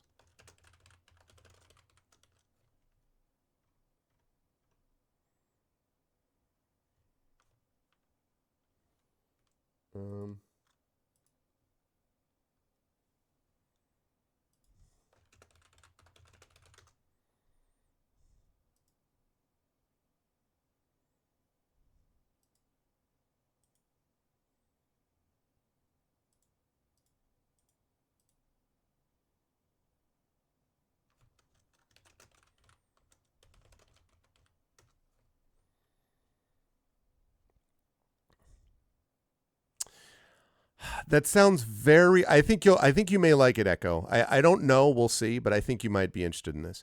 I don't know. Is Terma? That sounds really familiar to me. I think I do know, but I mean I shouldn't say that. I don't know entirely what it is, but it sounds really familiar to me. So you're gonna have to tell me because I don't know. But okay, uploading that. Great. And then we got this is English. This is never aired on television. This is bring chat up to speed 2. Okay. English recorded today. Save. Okay, good. So that is still going on. All right, cool. And then this goes up to that. So I can see what's going on there. Great. Okay. So now I'm going to stop recording and then restart recording. I won't stop streaming though. So for those of you who watch Starfield, watch the VODs, thank you. Join us on Twitch. Join us for everything. You're awesome. Thank you. We'll see you soon.